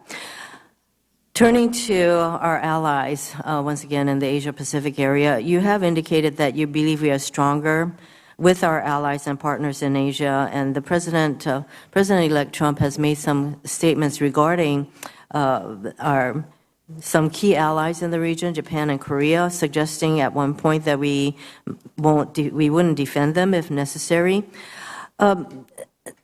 Do you consider these kinds of statements damaging, and what would you do to strengthen these alliances should you be confirmed? Sir, I think that we have a long history in this city with presidents, secretaries of defense asking allies to carry their fair share of any kind of defense burden when they share in the benefits. And I've lived through these kind of discussions in NATO and elsewhere. So what I would do, to answer your question, is I would find common ground with our allies, but I wouldn't just take traditional allies. I'd be looking for new allies and make certain that we're creating as many allies as we can as we try to keep peace and stability. I agree with you. In response to a question from Senator Shaheen, you said that you support the ERI. Do you believe that we need to have a parallel effort in the Indo-Asia-Pacific area? Each region has its own unique characteristics, Senator. I believe that we have a fair number of similar troop deployments in the Pacific already that send the kind of message that ERI sends to Europe. Thank you, Mr. Chairman. Thank you, Mr. Chair, very much. General Mattis, thank you for appearing in front of our committee today. I will start with some basic yes or no questions, sir. Can I get your confirmation that you will make cutting wasteful spending a priority? Yes. Do you commit to working with me to combat and prevent military sexual assault and retaliation? Absolutely. Do you commit to leveraging the unique capabilities of our Guard and Reserve forces to enhance our national security missions? Yes. Will you provide me with advance notice should you decide to make any changes to the gender integration policies that are in place? I will always keep this committee informed, ma'am. I appreciate your commitment, and I want to thank Senator McCaskill for bringing up the SAPR course. We've had discussions about this in the past. When I graduated my engineer officer basic course in 1993, I and the 11 other women that attended that course were not afforded the opportunity to even compete for the sapper course. So I am glad that we have rectified that in the years since. Flash forward 10 years, 2003. Operation Iraqi Freedom 1. I was a transportation company commander serving in Kuwait and Iraq. I had an assigned weapon, a M9, 9mm pistol, but I also had assigned to me an M16 rifle, because the joke that we had in the military was that sometimes the most effective use of an M9 is to simply throw it at your adversary. So when I met with you last week, you emphasized that you're committed to making our military more lethal. To do this, I think one place you need to start is with our military's small arms. Russia continues to upgrade its service rifle, and all while we continue to modify our M4s, many of our troops still carry M16s. The Army can't even figure out how to replace the M9 pistol, first issued in 1982. Take a look at their 350-page micromanaging requirements document if you want to know why it's taking so long to get this accomplished. Our military's current service rifle shoots a bullet that, as you noted, is illegal for shooting small deer in nearly all states due to its lack of killing power. Do you agree that we cannot grow a more lethal force while using outdated small arms and ammunition?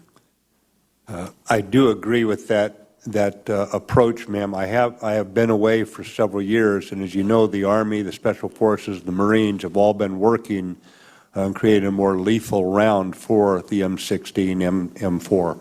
So I'm not current on it right now on what they've done with the actual ammunition to perhaps increase the lethality, so I would have to get current on that. But I'm in 100% agreement with the approach you're taking. Certainly, lethality is very, very important, and we do need to relook that, because I do think that we need to be on par with any of our adversaries. I'm well aware of your experience in CENTCOM, and I thank you for your great service. That region will inevitably and rightfully remain a major focal point when talking about Islamic extremism. However, I do believe we need to look at other regions around the globe, and we cannot turn a blind eye to ISIS in regions outside of the Middle East, such as in Southeast Asia. There are many news reports that have showed those areas are very active. In reports from last year, I noted over 57 Philippine government forces have been killed in battles linked with ISIS groups. There was also an attempted U.S. embassy bombing in Manila, and many other ISIS-claimed attacks throughout that region. Secretary Carter did agree with my assessment on ISIS in Southeast Asia, and President Obama was made well aware of my concerns. However, we have yet to develop a strategy to combat ISIS, especially in those regions where we are not focusing. How should our new administration address the rising threat of ISIS in Southeast Asia, and will you commit to working with me on this, sir? Absolutely, Senator. The way we do this, I think we have to deliver a very hard blow against ISIS in the Middle East so that there's no sense of invulnerability or invincibility there. There's got to be a military defeat of them there, but it must, as you point out, be a much broader approach. This requires an integrated strategy so you don't squeeze them in one place and then they develop in another, and we really are right back to square one. We've got to have an integrated strategy on this, and it's got to be one that goes after the recruiting and their fundraising, as well as delivering a military blow against them in the Middle East. And that way you slow down this growth and start rolling it back by, with, and through allies. I appreciate it. God bless you, General. Thank you. Thank you. Thank you, Chairman. General Mattis, in your 44 years of service, you've built a distinguished resume and demonstrated an unwavering commitment to this country. Having said that, we need to weigh your qualifications today against the need to change an important law that seeks to preserve the ultimate civilian control of the military. But in doing so, I believe we also need to consider another factor, which is the temperament of the incoming White House team. Something you said earlier struck me. It was crises and wars start by miscalculation. I want to go back and remind folks about something that could have happened a number of years ago. During the Cuban Missile Crisis, Air Force General Curtis LeMay and other military commanders urged President Kennedy to launch a preemptive raid on Cuba. Many people believe that would have provoked a Soviet nuclear response. In the end, we averted a nuclear exchange and were fortunate enough to have individuals in the White House who showed a great deal of both restraint and calm during a very intense crisis. We hope it's not so, but the next administration could well encounter a similar situation. Granted, every situation is unique. What assurances can you provide that, if confirmed, you'll approach a time of crisis with the same temperament that you've shown us today? And I would point out that isn't always consistent with your nickname. And provide sound policy and guidance to the President-elect, particularly as it relates to something as serious as the use of nuclear weapons. Senator, first, I assure you that that nickname was given me by the press, and some of you may have experienced similar occasions with the press where perhaps they didn't get it quite right. Touche. But I would just say, Senator, that what you must always have is have a team of people together who, it may not be a pretty process, but you look at all options. You don't default to one, and I want to point out default particularly to the military one prematurely, that you have your diplomats, you have everyone in the room as we look for every possible solution.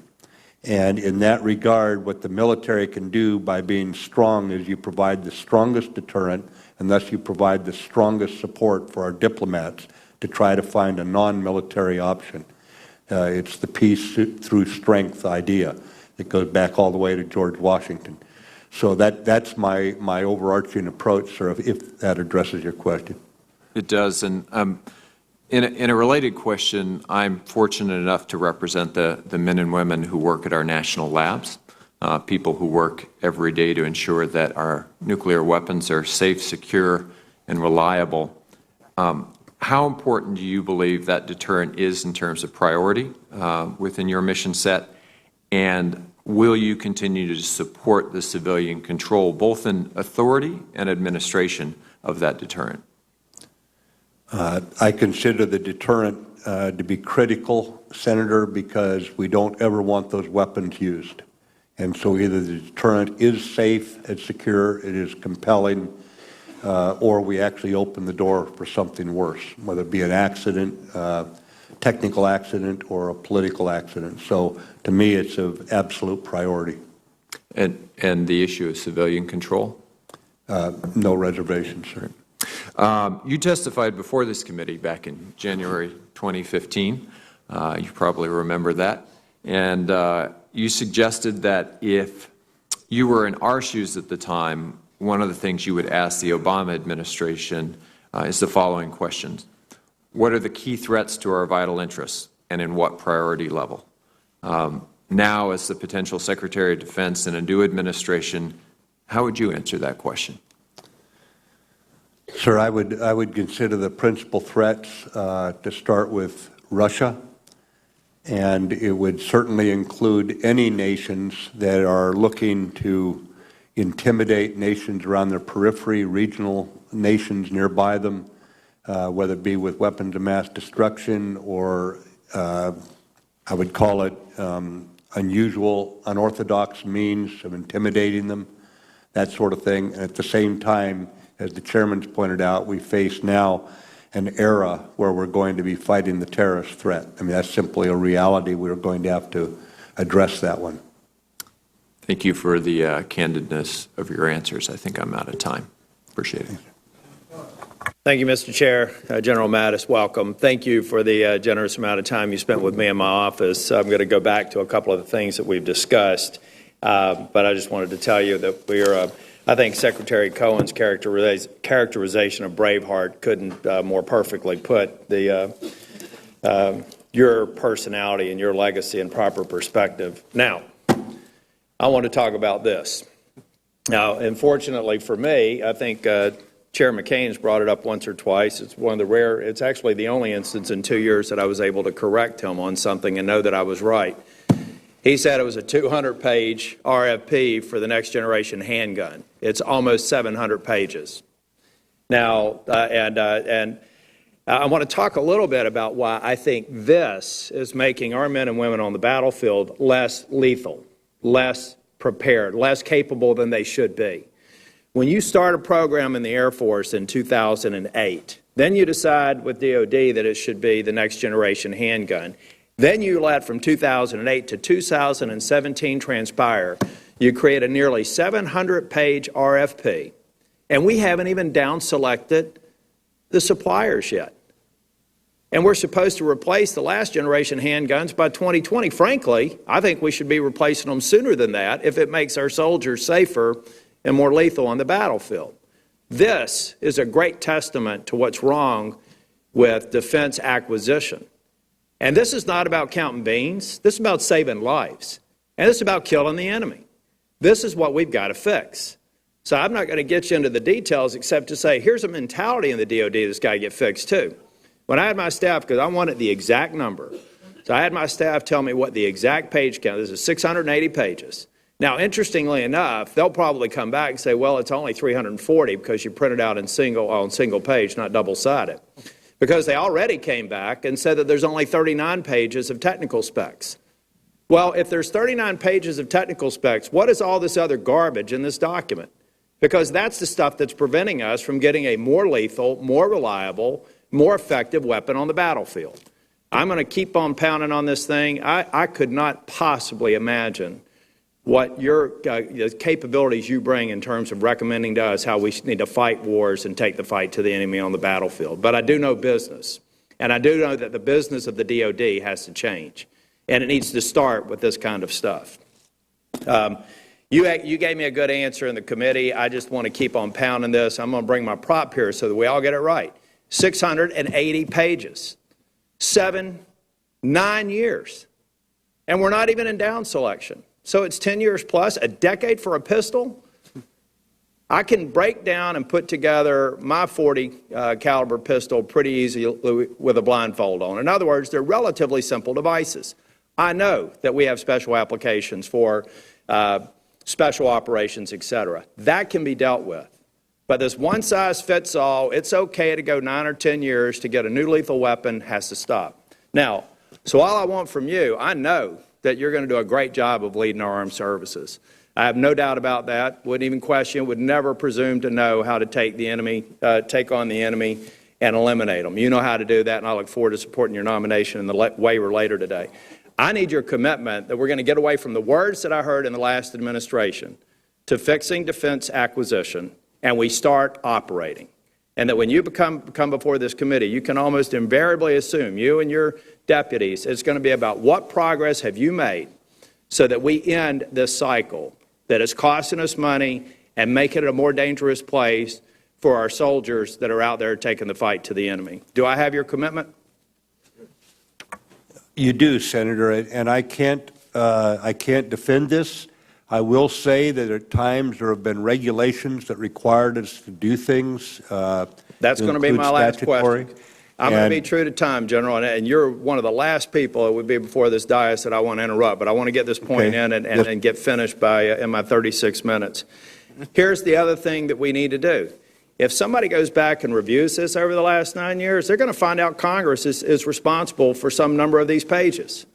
And we need, as I told you in our office, to put a mirror down at that witness table from time to time and say it's this long because somebody got a provision in the NDA or somebody got a provision in an appropriations bill that cost us to be less efficient. And I hope that I have your commitment to come in here and say it is this way in part because of muscle memory in the DOD, and it's this way in large part because you guys are forcing inefficient processes that are making my women and men on the battlefield less safe and less capable. And I would welcome that feedback from you as Secretary. I will bring it to you, sir. Obviously, it requires collaboration with this committee, and I'm eager to do that. Thank you. Thank you, Mr. Chair. Excellent questions. Senator Warren? Thank you, Mr. Welcome to the committee. Thank you, Mr. Chairman. It's an honor to be here. And thank you, General Mattis, and thank you for meeting with me last week and being so generous with your time. I'm hoping I can just follow up on a couple of the conversations we had, and I'm hoping you can give me yes or no answers so we can cover as much ground as possible. We all learned at last week's cybersecurity hearing technological threats to our nation are evolving and growing in number. And to face those threats, we're going to need our best and our brightest. Massachusetts leads the nation in innovative defense work and scientific research that helps protect our service members. The Natick Soldier Systems Center develops cutting-edge equipment for our service members in areas like nutrition and protective gear. MIT's Lincoln Laboratory conducts advanced research and development to strengthen our air and missile defense, cybersecurity, and other capabilities. Cambridge is one of only 3 places in the country with a Defense Innovation Unit experimental, DIUX, which leverages the expertise of entrepreneurs and tech firms to accelerate the delivery of advanced products into the hands of our service members. So, General, do you agree that it's critical for DoD to invest in innovation to enhance our national defense? Absolutely. Good. Do you believe that DoD should strongly weigh the intellectual resources of a region when evaluating where to locate facilities such as DIUX and other research-based commands, especially in situations where the military is partnering with academic and technical organizations? We should embrace any area where we have that sort of opportunity. Thank you. Next, I want to ask about something else. You recently edited a book on civilian-military relations, and in one of the book's essays, McCubbin Thomas Owens, another Marine Corps veteran, wrote that good civilian-military relations are not the same as constant agreement, and that this misperception may be, and I'll quote him, the result of promoting yes men who are politically safe and who will not readily fulfill their obligations to provide the best military advice as forcefully as possible.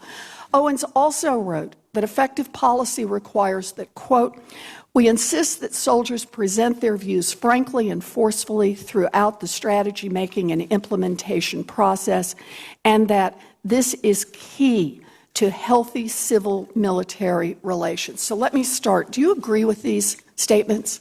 I do, Senator. Good.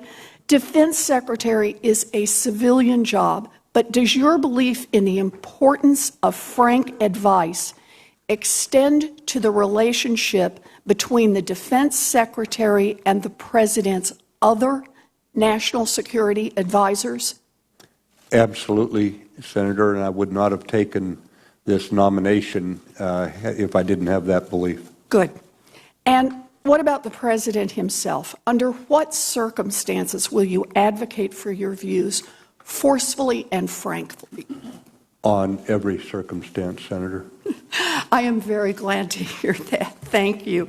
You know, in public remarks at a think tank in May 2015, you said that Russia wants to promote its own security, quote, through instability, and is, quote, trying to create a sphere of unstable states along its periphery, intimidated.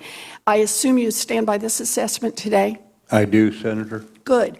As Defense Secretary, when it comes to advising the President on the threats posed by Russia, will you advocate for your views frankly and forcefully to the President to speak about these threats and the need to take them seriously? I will, Senator Warren. Thank you very much. I hope that that is right, because if you end up in this job, our national security may well depend in part on your willingness to voice your opinions, even when others disagree, even when you are under pressure to remain silent. We are counting on you. I see that I'm about out of time. I have some other questions I'd like to ask about women serving in the military and LGBTQ in the military, but I will submit those as questions for the record. Thank you, Mr. Chairman. General Sullivan. Thank you, Mr. Chairman, and General, welcome. Good to see you again, and thank you for your exceptional service to our nation, which is continuing. You wrote co-wrote last August in an article where you were stated as saying, quote, "The international system as we know it and as we created it is under assault from the forces of entropy that fill vacuums and corrode order when the United States is not actively engaged," unquote. In the Arctic, Russia has filmed a vacuum left by the U.S., and as you know, General, just in the past few years, the buildup in the Arctic by the Russians has been quite dramatic. A new Arctic command, 4 new Arctic brigades, 14 operational airfields, 16 deep water ports, 40 icebreakers with 13 more on the way, 3 nuclear-powered, huge new land claims in the Arctic for massive oil and gas reserves, the most long-range air patrols with Bear bombers since the Cold War, a snap military exercise in 2015 that included 45,000 troops, 3,400 military vehicles, 41 ships, 15 submarines, and 110 aircraft. What is the effect on the United States not being actively engaged in the Arctic, as you mentioned in your article? Senator, I think America has global responsibilities, and it's not to our advantage to leave any of those areas of the world absent from our efforts. What do you think Russia is trying to achieve in the Arctic with that massive military buildup? I don't know. I believe, however, that we are going to have to figure it out and make certain that we're not seeing an expansion of these efforts to dominate what have been up until now part of the international commons. What role would you see of increased U.S. presence and involvement with regard to our role in the Arctic versus what the Russians are doing? Senator, with the new sea routes of communication that are opening up as the sea ice retreats, I think we're going to have to recognize this is an active area, whether it be for search and rescue, for patrolling, maintain sovereignty up along our Alaska coastline, that sort of thing. So, General, as you probably know, the centuries of America's Arctic are in Alaska. Can I get your commitment to come to Alaska, see our outstanding military in the state that the chairman knows Billy Mitchell called the most strategic place in the world? Yes, sir. I'll get there, sir. Excellent. Need to get the chairman up there as well soon.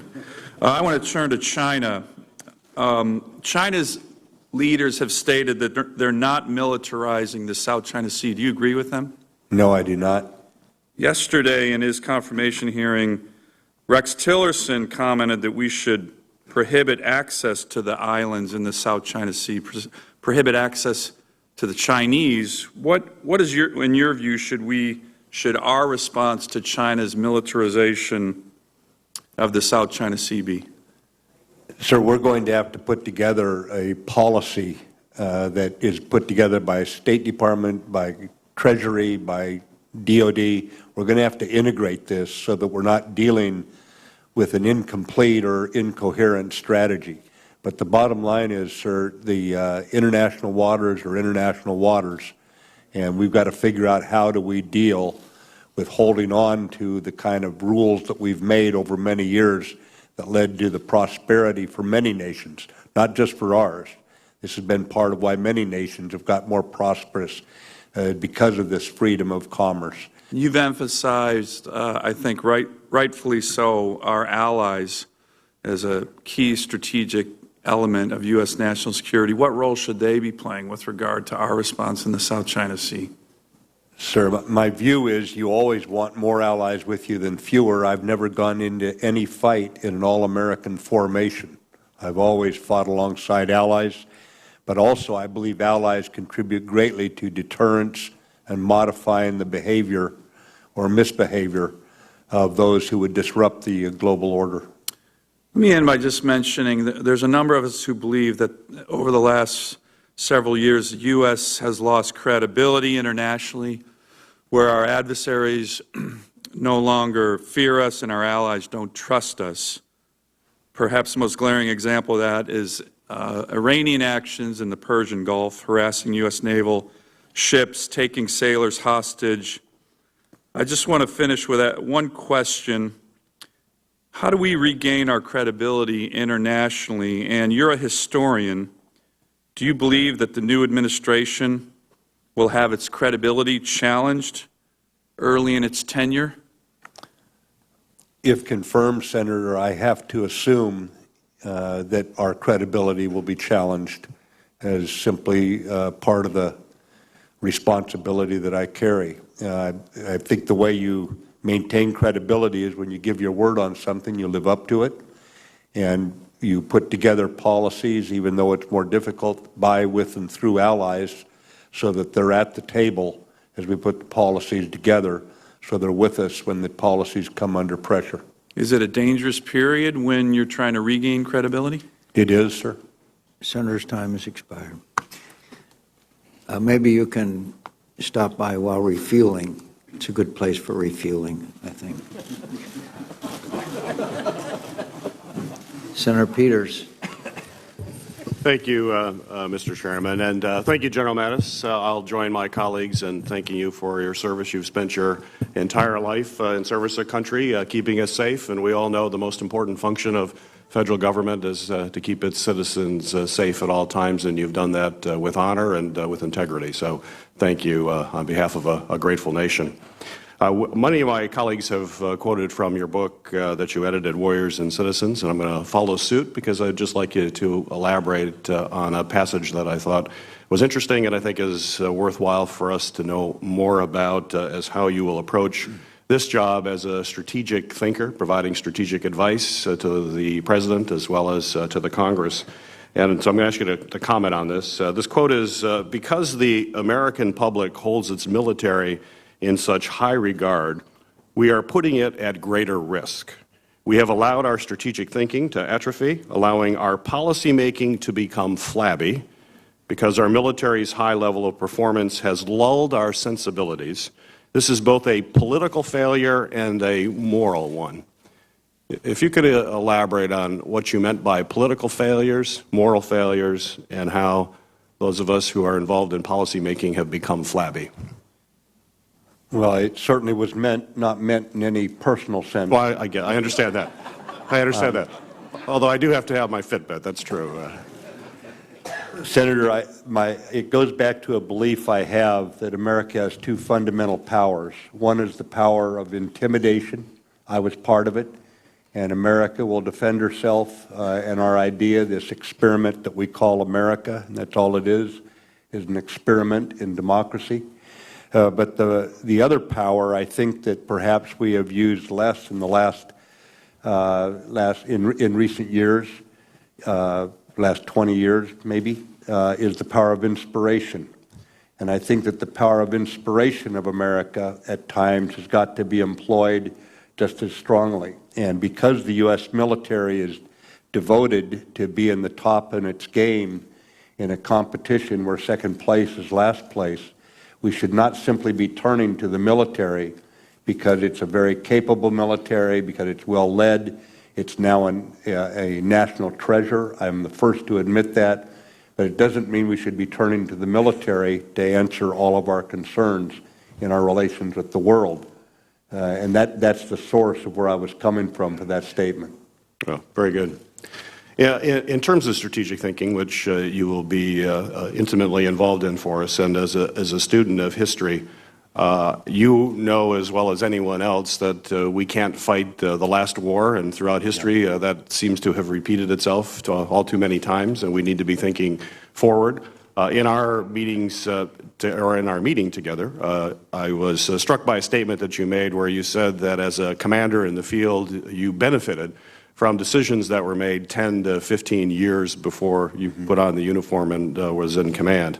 We're facing an unprecedented time of change. And when we look at technology and how it's transforming our world, we're probably in one of the most exciting times to live. And the world that we see today is going to be radically different in 10 years. That means weapon systems are likely to be considerably different. We can see how cyber has changed political warfare and has given leverage to political warfare in an unprecedented way, as been evidenced by the Russian attacks on our political system here and their interference in our political system. In the biotech area, we're seeing dual-use technologies like CRISPR that will give enemies a low-cost yet very high-impact weapon, and also the areas in artificial intelligence. We recently had a study came out that said that artificial intelligence may be one of our most important weapons to maintain a unique asymmetric advantage over adversaries. How do you plan to be thinking about where we need to be 10 to 15 years and to utilize these strategies and understanding the threats much different? Senator, we have to make certain we're not dominant and irrelevant at the same time, dominant in a past form of warfare that is no longer relevant.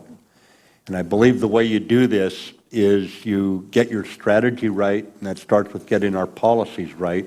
So you match your strategy, economic, diplomatic, military, covert, education, all of this.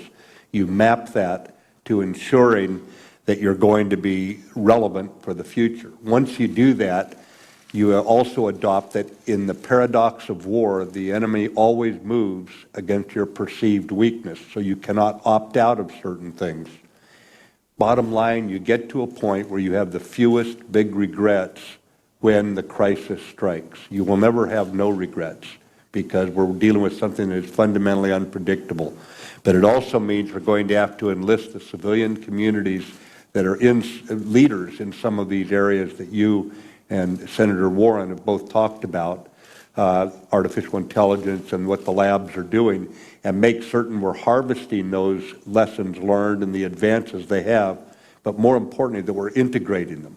It does no good to be the best in just the lab and you don't mainstream what you've learned from it. So it's a matter of how do you maintain current readiness, because if we fight tomorrow, the young men and women have got to be at the top of their game. But at the same time, we've got to be looking out. So like me, somebody who's not even in the military yet, 10 years from now looks back and says what we did today wrote the headlines that we want to read 10 years from now. Thank you. Yes, ma'am. On behalf of Chairman McCain, let me recognize Senator Perdue. Thank you, Mr. Chairman. General, thank you for your extraordinary lifetime of dedication and commitment in service to our country and your willingness to serve again. I was very impressed in our conversation this week with your humility and with your acuity of the global situation today. Several past secretaries of state have actually said in recent years that the greatest threat to national security is our own federal debt. Do you agree with that, sir? I do, sir. Today, we sit in a situation, 2017, we have the smallest Army since World War II, the smallest Navy since World War I, and the oldest and smallest Air Force ever. Sir, do you think we can meet the missions of what we're talking about with a 4+1 challenge mission we have today, with Russia and China, the symmetric threats, the traditional symmetric threats, but growing, the asymmetric threats of ISIS and other terrorists around the world, with rogue nations developing nuclear capabilities like Iran and North Korea, and then this new hybrid warfare that we're seeing in Eastern Europe and around the world, and even here at home, cyber warfare, and now the arms race in space. Sir, do you believe that that's a tenable situation, that we can meet the missions that we're looking at asking our military to do today? Senator, I believe we have to strengthen our military due to the situation as you describe it. I think it's accurate what you're describing. Sir, in the last 30 years, we've disinvested in our military in the 70s. We recapped it in the 80s. We disinvested in the 90s. We recapped it in 2000. And now, in the last few years, we've disinvested again. Such that today, and you know this, but I have a question for you because we need your leadership in this.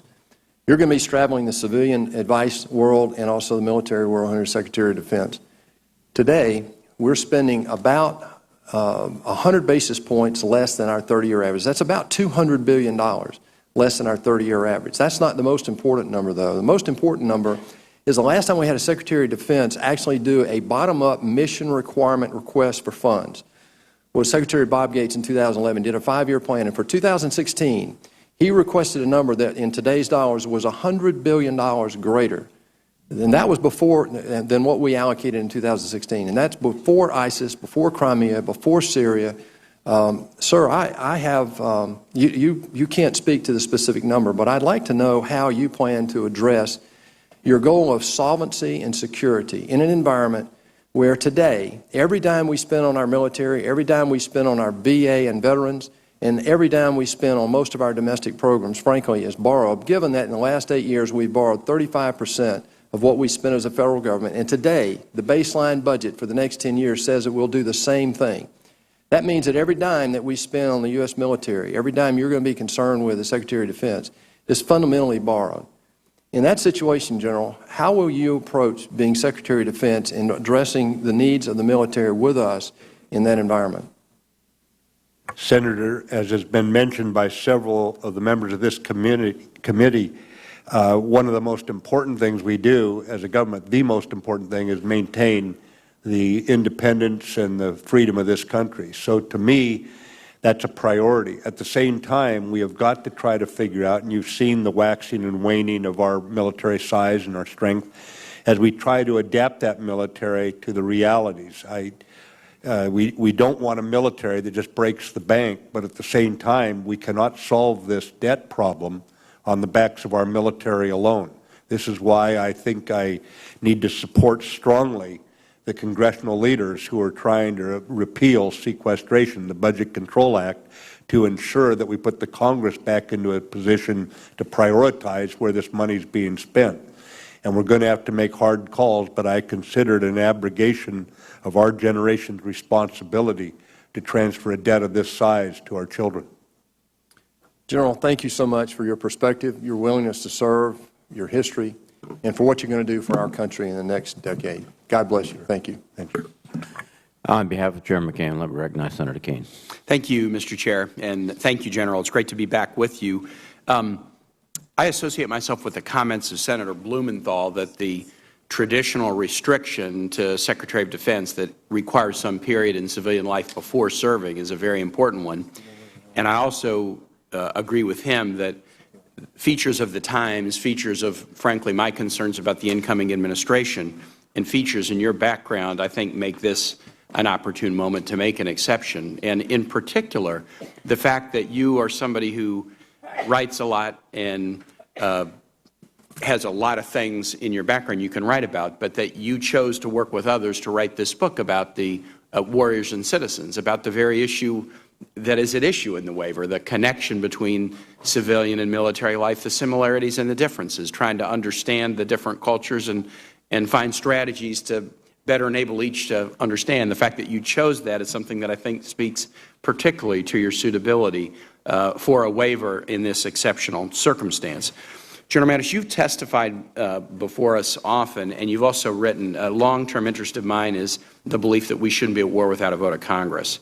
You authored a piece entitled Using Military Force Against ISIS in March of 2015, in which you said, a strong authorization to use military force, supported by a majority of both parties in both houses of Congress, will send an essential message of American steadfastness to our people and to the global audience. Its passage will demonstrate our country's fundamental unity and enable a broader commitment to deal firmly with the real and growing menace. Is that still your opinion?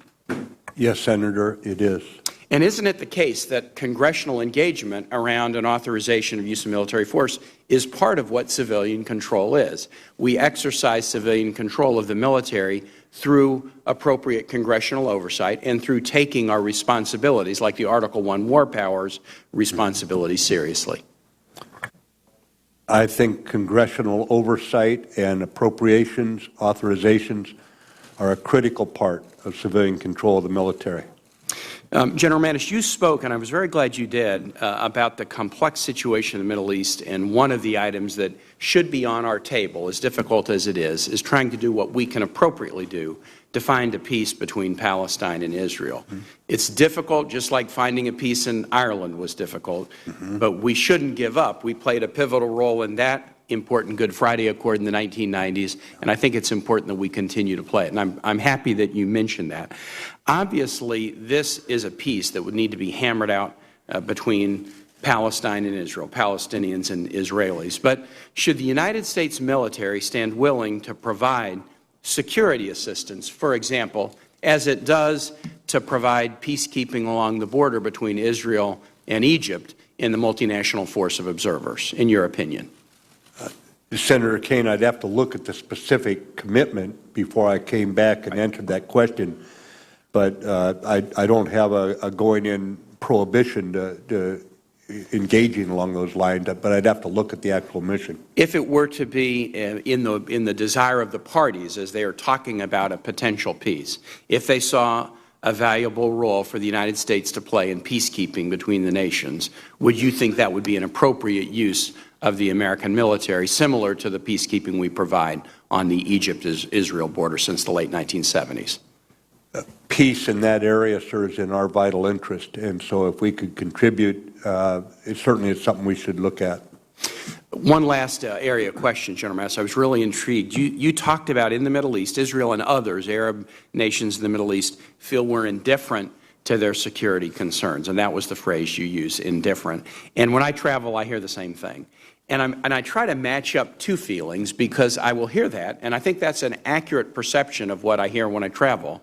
But I also sit here in this body where we approve, for example, 10-year memorandums of understanding, spending significant American dollars to provide security assistance to Israel.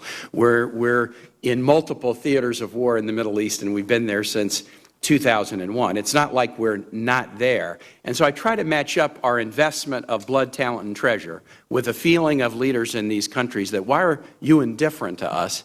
And the only way I can understand it is we're actually present, but we don't communicate a clear strategy.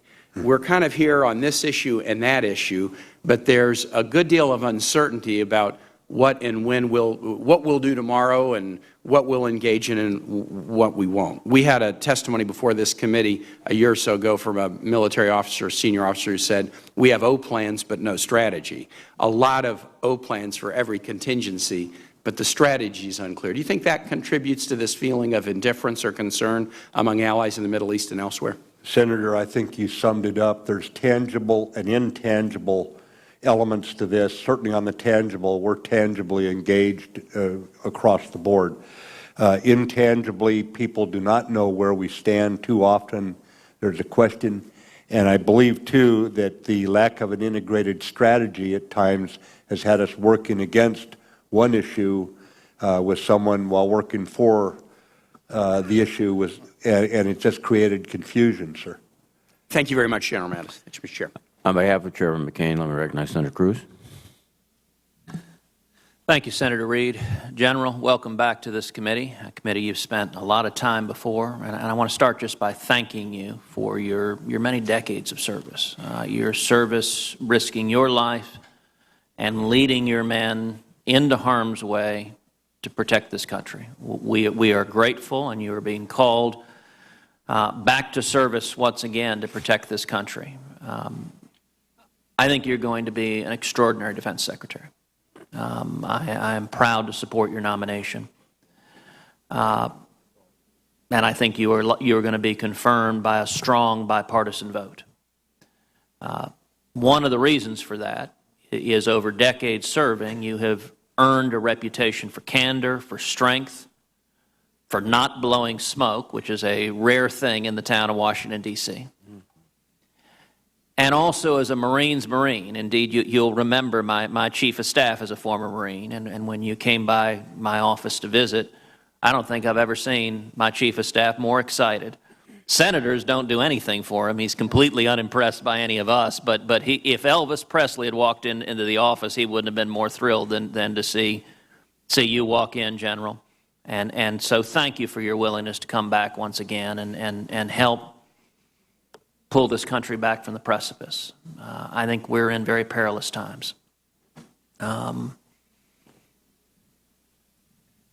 When you and I talked, you talked about what you call the strategic mismatch between the commitments being placed on our military right now and the capacity that's been provided to meet those commitments. Can you share your views on what's needed to fix that? How do we rebuild the military to ensure we can do everything that's necessary to keep this country safe? Senator Cruz, first point I would make is the hard-used equipment that we've brought back from the wars. If we're going to continue to use it, it's got to be refurbished. It's got to be at the top of its game. Second point is that this committee and this Congress has provided a lot of money for a lot of ships and planes and other equipment. And if we don't maintain that gear, it's worthless. So we're going to have to increase our operations and maintenance funds. Further, as the world situation dictates this, we are going to have to adapt and strengthen the military. The one commitment I would give you, Senator, is that as we're doing this, I'm going to be working with our allies to make sure that it's not only the American taxpayer who's carrying this burden. Those nations that share our values, those nations that share perhaps just our security concerns, we're going to work with them so that we maintain the strongest alliances possible. So I'm not coming to you trying to get the American military to do what is rightly more of an alliance kind of work or coalition or partnership work. So one of the areas we discussed was the need to maintain air superiority going forward, and you referenced that need just a minute ago. And I think an important piece of that is the F-35 program, which I believe successful completion of the F-35 program is critical to future mission success, both for us and for key allies like the United Kingdom and Israel. And right now we have over 200 F-35s fielded today, and just this week, the Marine Corps began the first F-35 overseas deployment. Now, all of us are concerned about limiting costs, and that needs to be a focus going forward. But can you highlight for this committee what separates the F-35 from legacy aircraft and the advantages it provides to our military in future combat situations? Senator, the F-35 is critical for our own air superiority in the future because of its stealth characteristics and some of its electronics capability that's inherent to the airplane, which actually magnifies each individual aircraft's capability. But it is equally important, if not more so, to some of our allies, and I say more so because this will be the total fighter strength of their Air Force. So to them, it's an all-in sort of situation. So the F-35, the President-elect has talked about the costs of it, but he has in no way shown a lack of support for the program. He just wants the best bang for the buck. Sure. And I look forward to working closely with you to strengthen that program. My final question is you have long been a defender of the warrior ethos, and you and I have both been concerned that sometimes a political agenda at the Pentagon has gotten in the way of a warrior ethos. Can you describe for this committee the importance of restoring the warrior ethos and why that matters for our ability to keep this country safe? Senator, the primitive and often even atavistic aspects of the battlefield tests the physical strength, the mental agility of everyone, but most of what it tests is the courage and the spiritual side of the troops we put in harm's way. And oftentimes it's only unit cohesion, leadership, and the belief in themselves and their comrades that allows them to go through what they have to go through and come home as better men and women, not as broken. And so the warrior ethos is not a luxury, it is essential when you have a military. And General, I'm confident that's the first time in a Senate hearing the word atavistic has been used. Senator's time has expired. Senator King. Thank you, Mr. Chairman. First, Mr. Chairman, I bring news from the Intelligence Committee where at the opening of the hearing on the new director of the CIA, all the power went off and the room went completely dark.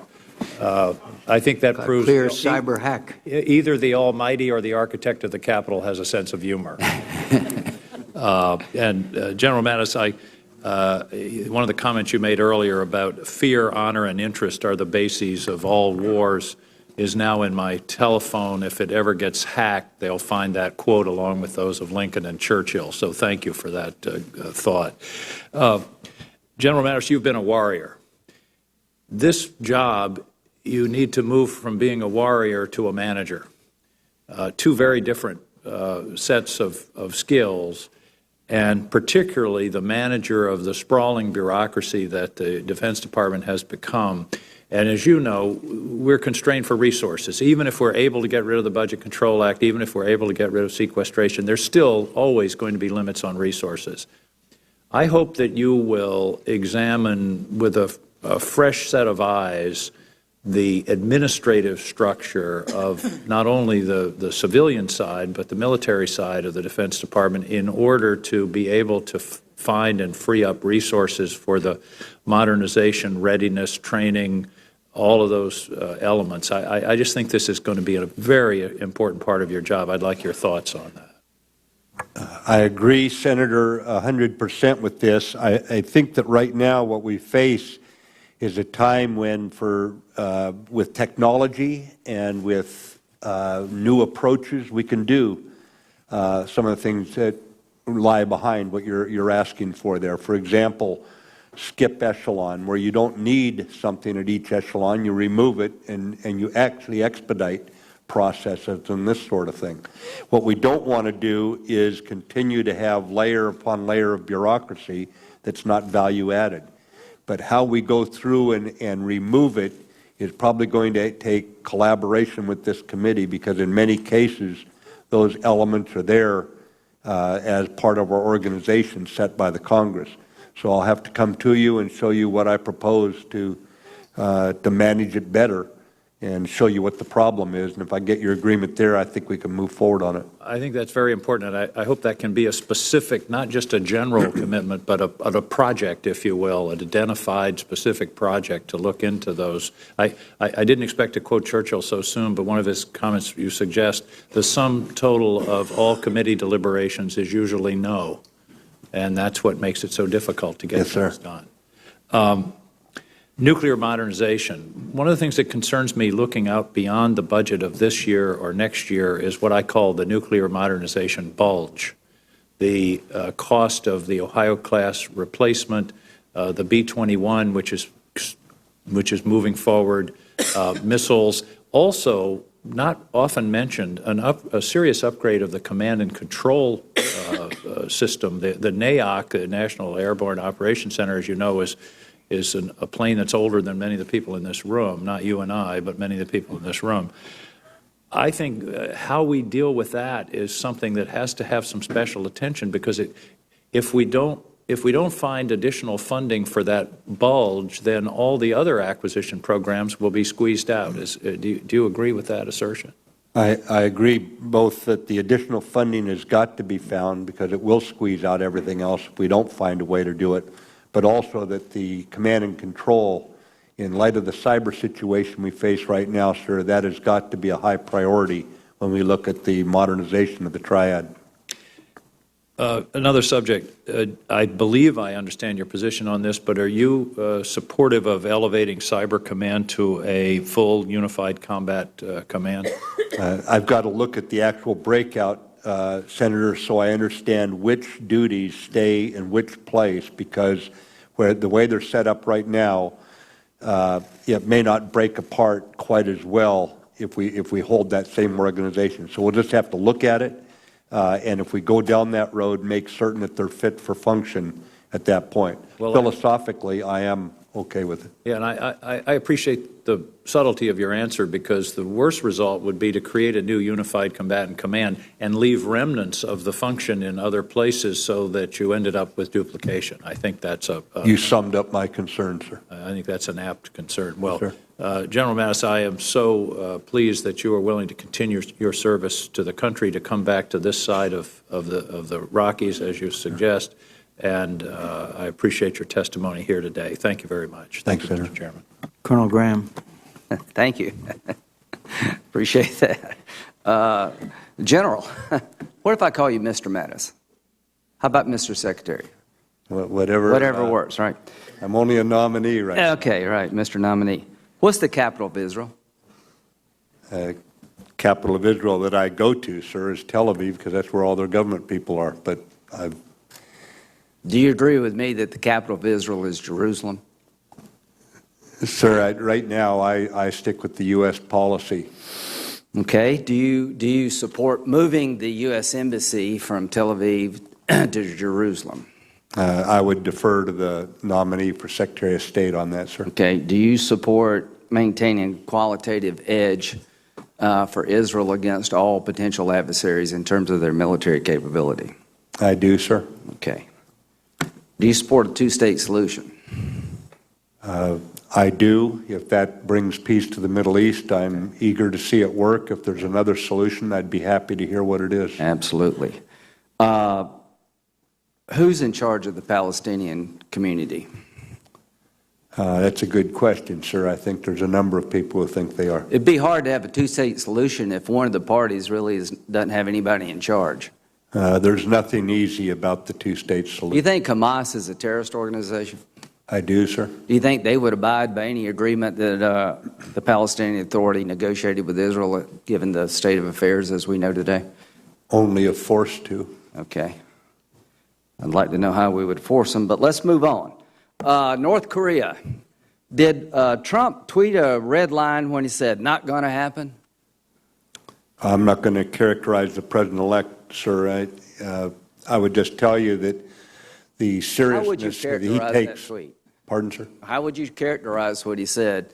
He commented on their ICBM ambitions, and he says, not going to happen. So, to me, I hope it's a red line. I mean, I'm not arguing with him. I'm not so sure I've done it that way. But do you think we should have a red line when it comes to the ICBM program in North Korea? Sir, it's a serious threat, and I believe that we've got to do something about it. And I think. Do you believe it's in our national security interest to make sure that North Korea never develops a missile that could hit the American homeland with a nuclear weapon on top of it? Yes, Senator, I do. Do you believe that necessary force should be on the table? I don't think we should take anything off the table, sir. Okay. When it comes to Iran, you said in terms of the agreement we have, we gave our word. Is that what you said? We did, yes, sir. I think President-elect Trump gave his word to the American people, I'm going to change this deal because it's terrible. Do you expect him to keep his word? Sir, once the national security team is confirmed, once it's confirmed by the Senate, I'll work with the other members. Do you think it's a terrible deal? The best possible situation we can make for America in this. Do you think it's a terrible deal? It's not a deal I would have signed, sir. How would you make it better? Sir, the first thing is I would ask the Congress to have a joint committee from banking, armed services, and intel to oversee the implementation of the deal, and should there be any abrogation of it, should there be any cheating, then the Congress would be kept informed on a routine basis of what's going on so that you know what's happening. At the same time, we're going to have to make certain that our intelligence services are fully staffed to watch over them. And that involves working with our allied intelligence services that have unique capabilities to work inside the country. Further, we'd put together a combined missile defense, air and missile defense capability for our Gulf allies so that they can work together with us. And every time we catch Iran up to some kind of terrorist activity, we would take that to the United Nations and display it for the world to see.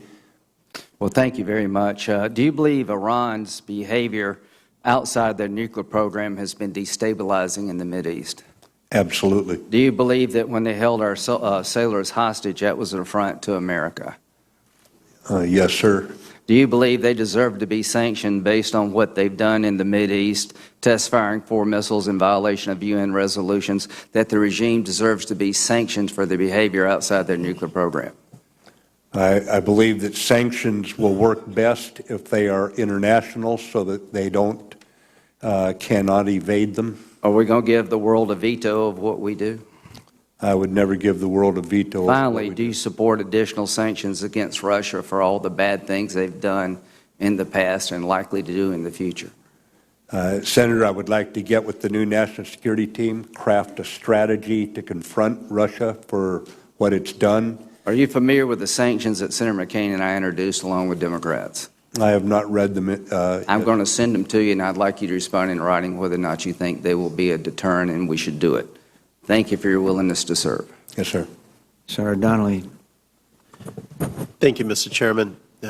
Thank you, General, for stepping to the plate again.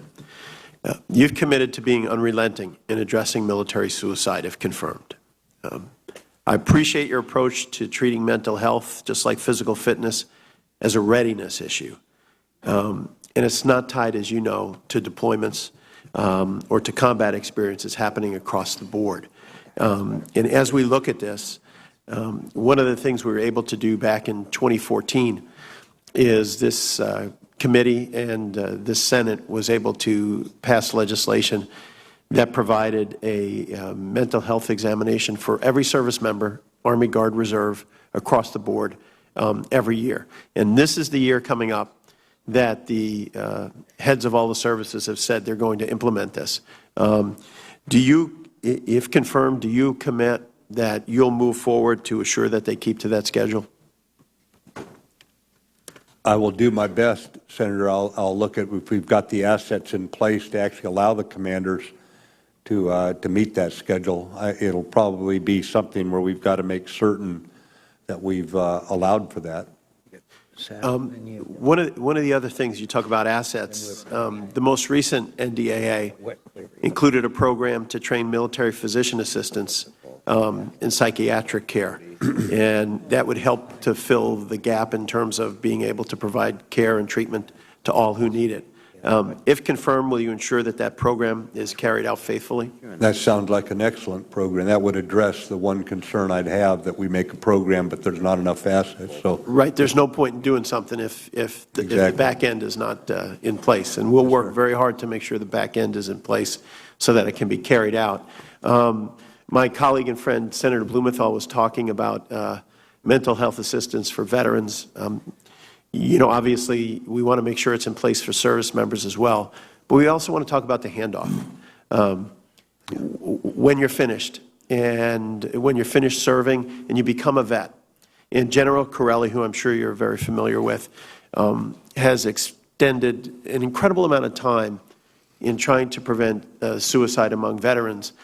And in talking to him, one of the things he told me was the biggest challenges was when you're done on DOD, on the Department of Defense side, and you're handed off to the VA, that the drugs and prescriptions you may be receiving as a service member to help with challenges, that they're not included in the VA schedule. And so you may be receiving treatment with prescription X, and it's no longer available. And at one of the most vulnerable times, you look up and the help and care you need is not available.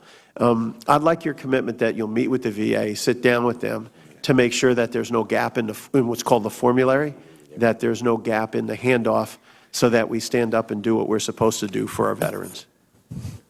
I will meet with them. So I think there are issues like this that are characterizing the handoff.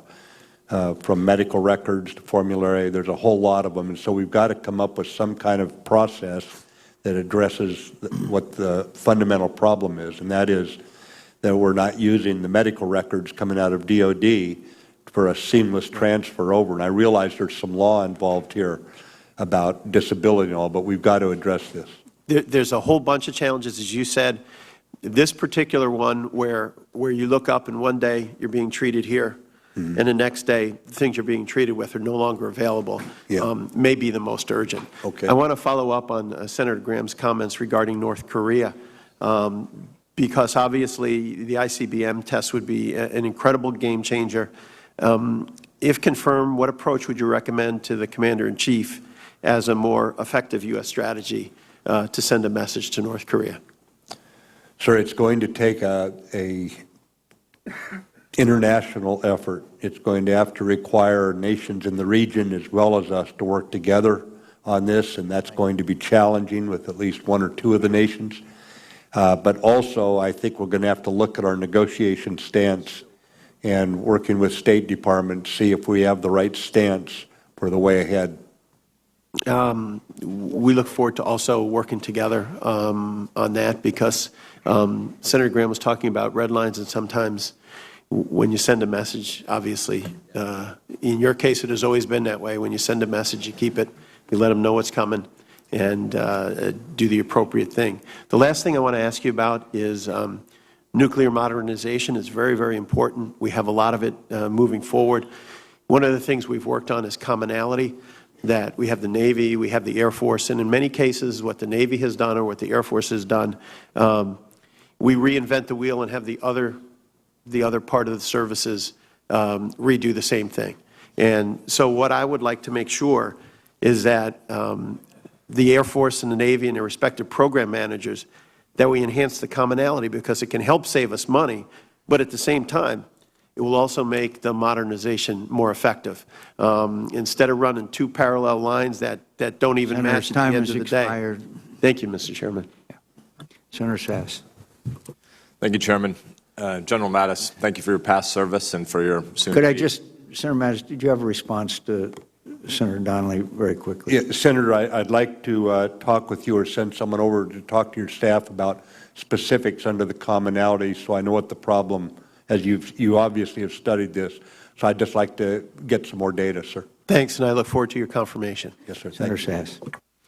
General, thanks for your past service and for your soon-to-be future service. Could you tell me, do you believe that the U.S. military has a sophisticated, broadly understood cyber doctrine? No, I do not believe so. When will we? Can you unpack for us a little bit of the path toward a both offensive and defensive strategy? Right. Because of the cyber domain, Senator, it is not something the military can do in isolation. This is going to require us to work with Homeland Security and a number of other government elements in order to make certain what we do in the military realm is connected to what they're doing in their realm, because cyber cuts across everything we do today.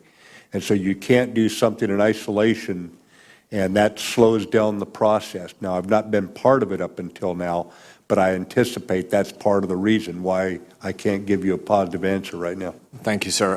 I'm one of only about 5 people in the Senate who's never been a politician before. So I've been here 24 months, and over those 24 months, we've consistently heard that we're right around the corner from having a cyber doctrine. Do you think we will in 18 months? Sir, I've got to scope this problem and figure out what are the issues that have caused us not to have an integrated policy right now, and especially being this is going to take an integrated effort by the executive branch and probably up here on Capitol Hill. There are also perhaps privacy concerns, constitutional concerns as part of this. We're going to have to put all of this together and take it one step at a time and come out with what we think we can do quickly. And I would hope that part of it can be done faster than 18 months from now. But this is a very big issue. Thank you. Do you think it's possible that a traditional espionage operation could constitute an act of war? For example, if Russia were to hack and publish U.S. continuity of operation plans, would that be an act of war? Senator, I think I'd have to study act of war and the ramifications of making that statement. Generally, to me, an act of war means we're going to war if it happens. That's a grave decision, and I wouldn't put it on automatic pilot. I would make certain we know where we stand, make certain we know what happened, and then you would have to act appropriately. Many of us here are concerned that the public crisis of confidence, the accelerating public distrust is partly related to the perception that governmental responses in the executive branch right now to different foreign hacks are treated differently, partly based on the partisan and political assumptions people make about them. If you look back to the OPM hack 18 months ago, we were told that this was a fairly traditional espionage operation, but it seems to me when 22 million or whatever the exact number is of Americans who've been serving their government have their information hacked and stolen and potentially leaked, that isn't just traditional espionage operation, and certain uses of that data in the future, we need to countenance what that might mean. Could you tell me, do you believe that the U.S. should be actively deterring these sorts of cyber attacks? And I assume you're going to say yes. Can you tell us a little bit more about what the doctrine of deterrence looks like in the cyber domain? Senator, the answer is yes, and my personal information was part of that leak, so I understand it in rather personal terms. But I would also tell you that we have got to put together a doctrine that works. I have looked at several different doctrines back when I was on active duty. I looked at nuclear warfare doctrine, mutual assured destruction. It will not work, by the way. I came to the conclusion that that one was not the right way to go. but we're going to have to come up with the guiding principles for how we're going to deal with this sort of thing, and right now I can't give you a good answer. I have only a few seconds left, so in closing, could you just tell me a little bit about what you think our human capital pipeline looks like in the cyberspace? Are we prepared for the kinds of battles we're going to be facing going forward? Senator, I think we have to get the best possible people in. This is a complex area that requires technical expertise, and once we get the policy written, that will help us to guide recruiting and organization and that sort of thing. But we've got to get the policy right up front. Thank you, sir. Captain Nelson. You take me back a few years, Mr. Chairman. And Senator Sass, those were very appropriate and thoughtful questions. And I think this committee is going to have a chance to dig in depth on a number of those as we explore with the future Secretary of Defense those questions about cyber. General, I think there are a number of us here that are quite disturbed about the President-elect's attitude toward Vladimir Putin. How do you differ with what the President-elect has expressed about Putin? Senator, I'm not sure where it differed. I can tell you that my view of Putin is that he has chosen to be both a strategic competitor, to quote the chairman's opening statement, but and an adversary in key areas. Where I certainly go along with the President-elect saying, again, he wants to have an engagement there. Even in our worst years of the Cold War, we actually still engaged with the Soviet Union, for example. But I have very modest expectations about areas of cooperation with Mr. Putin. What if the President-elect came to some conclusion with Mr. Putin with regard to NATO? Now, you have certainly been involved in that because you were involved in the transitioning of NATO. What would be your advice to the President-elect about the best posture for NATO in the future against the Russians? Senator, if we did not have NATO today, we would need to create it. NATO is vital to our national interest, and it's vital to the security of the United States. It's vital to the protection of the freedoms of the democracies that we're allied with. I certainly agree. But some comments by the President-elect have said that that maybe members of NATO ought to be treated differently if they don't pony up with the money. Does that start to tangle up and disentangle NATO? Senator, I'm confident that the President-elect expects us to live up to our word to include NATO in Article 5. I hope you're right. And I assume by your answer that you certainly will stand up. 100%, Senator. Thank you, General. You have commented, General, on the political objectives must be clearly defined to ensure military success in Iraq and Syria. How will your recommendations for pursuing Iraq and Syria differ from the Obama administration? Senator, I think the most important thing is to know when you go into a shooting war how you want it to end.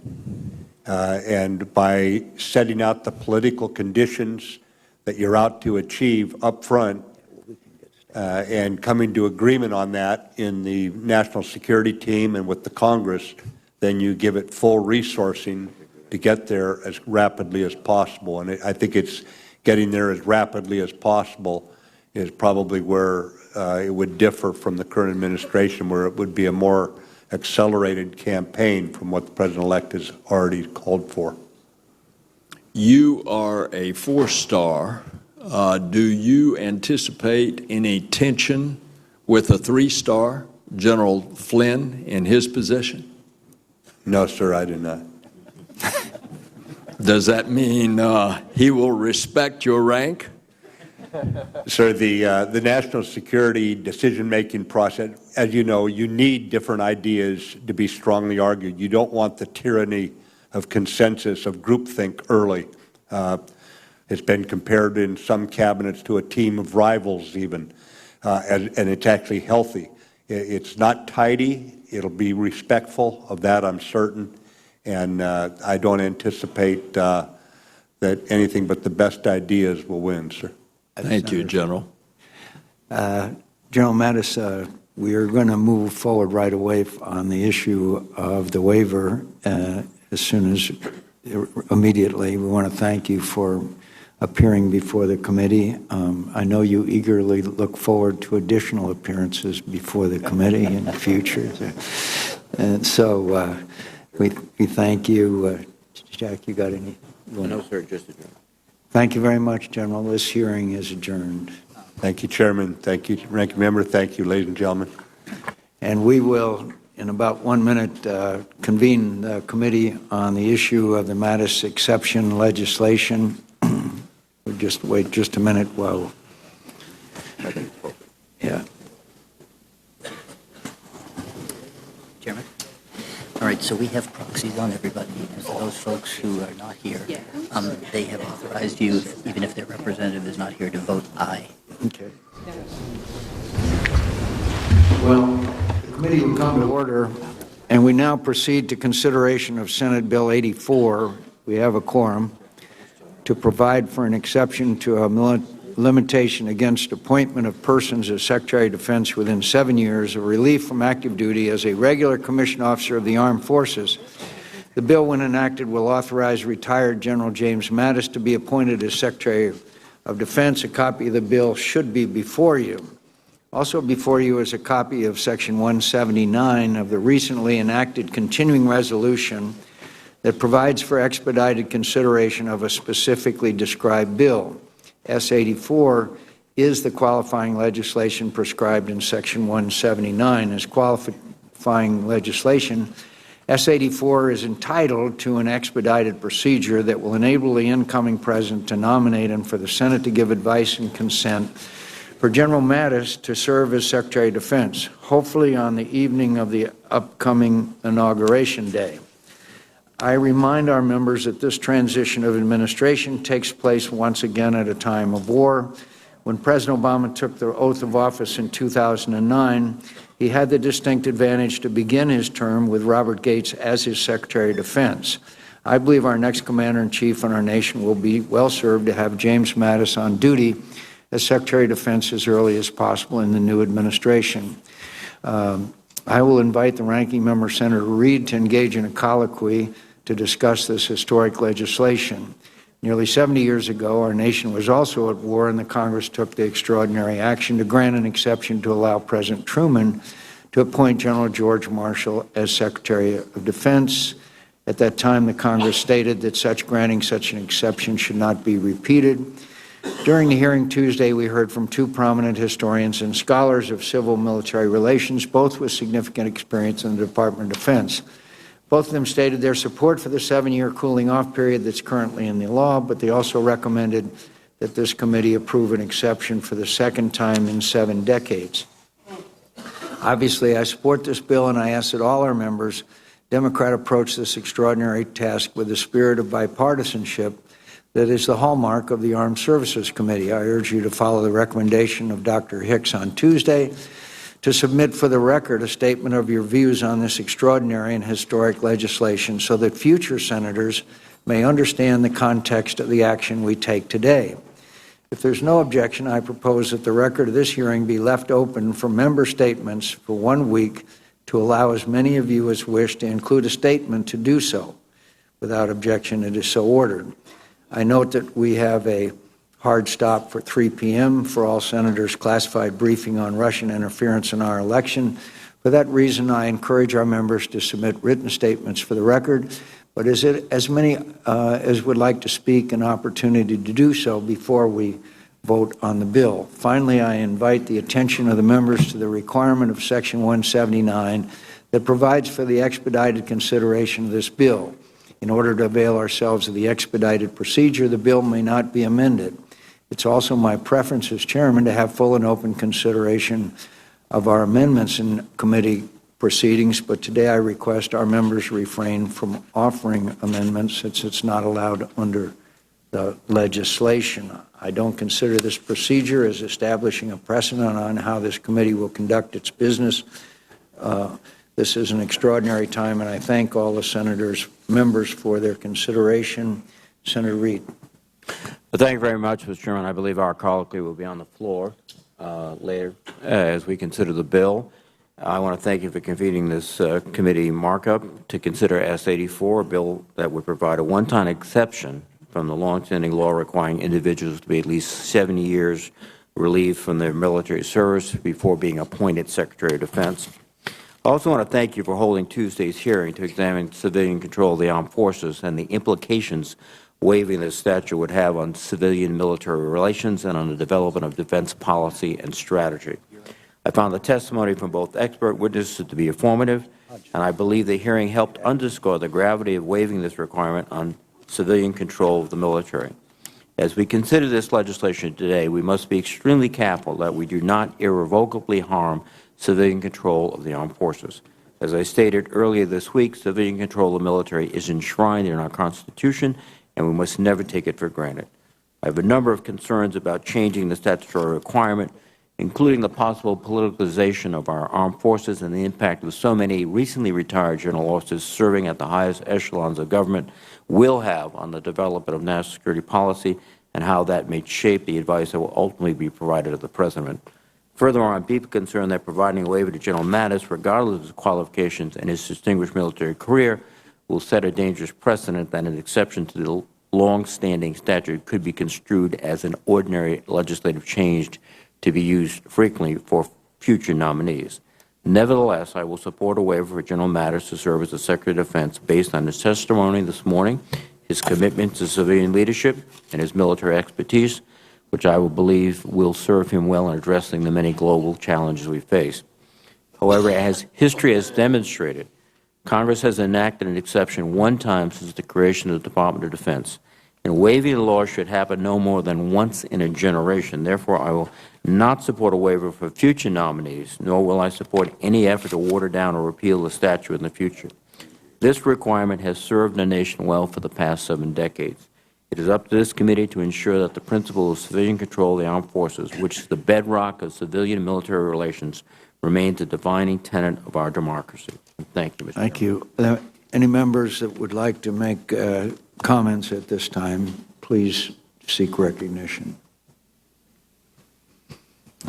All right.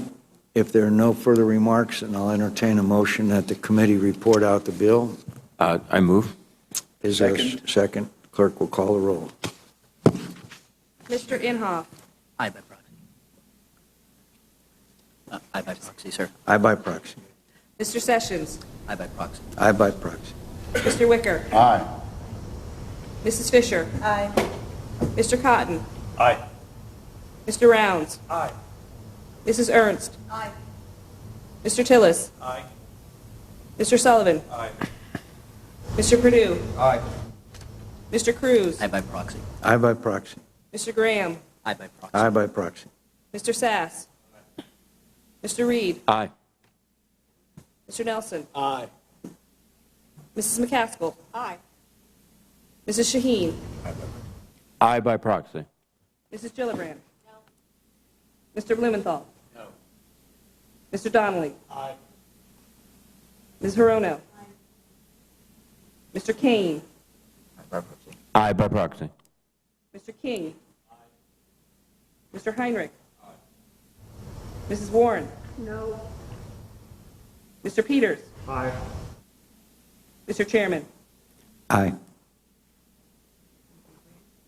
24 ayes, 3 nays. The motion is agreed to.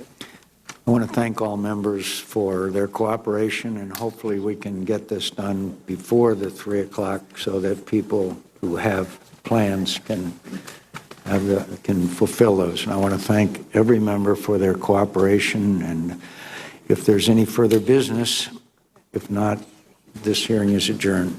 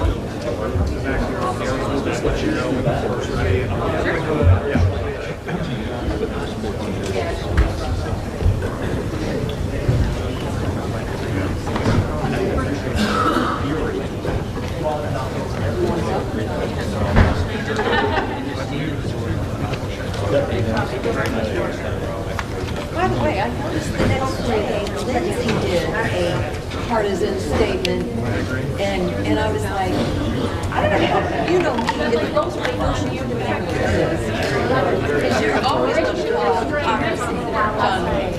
by the way, tell your wife I really appreciate the flowers. It's very nice to her.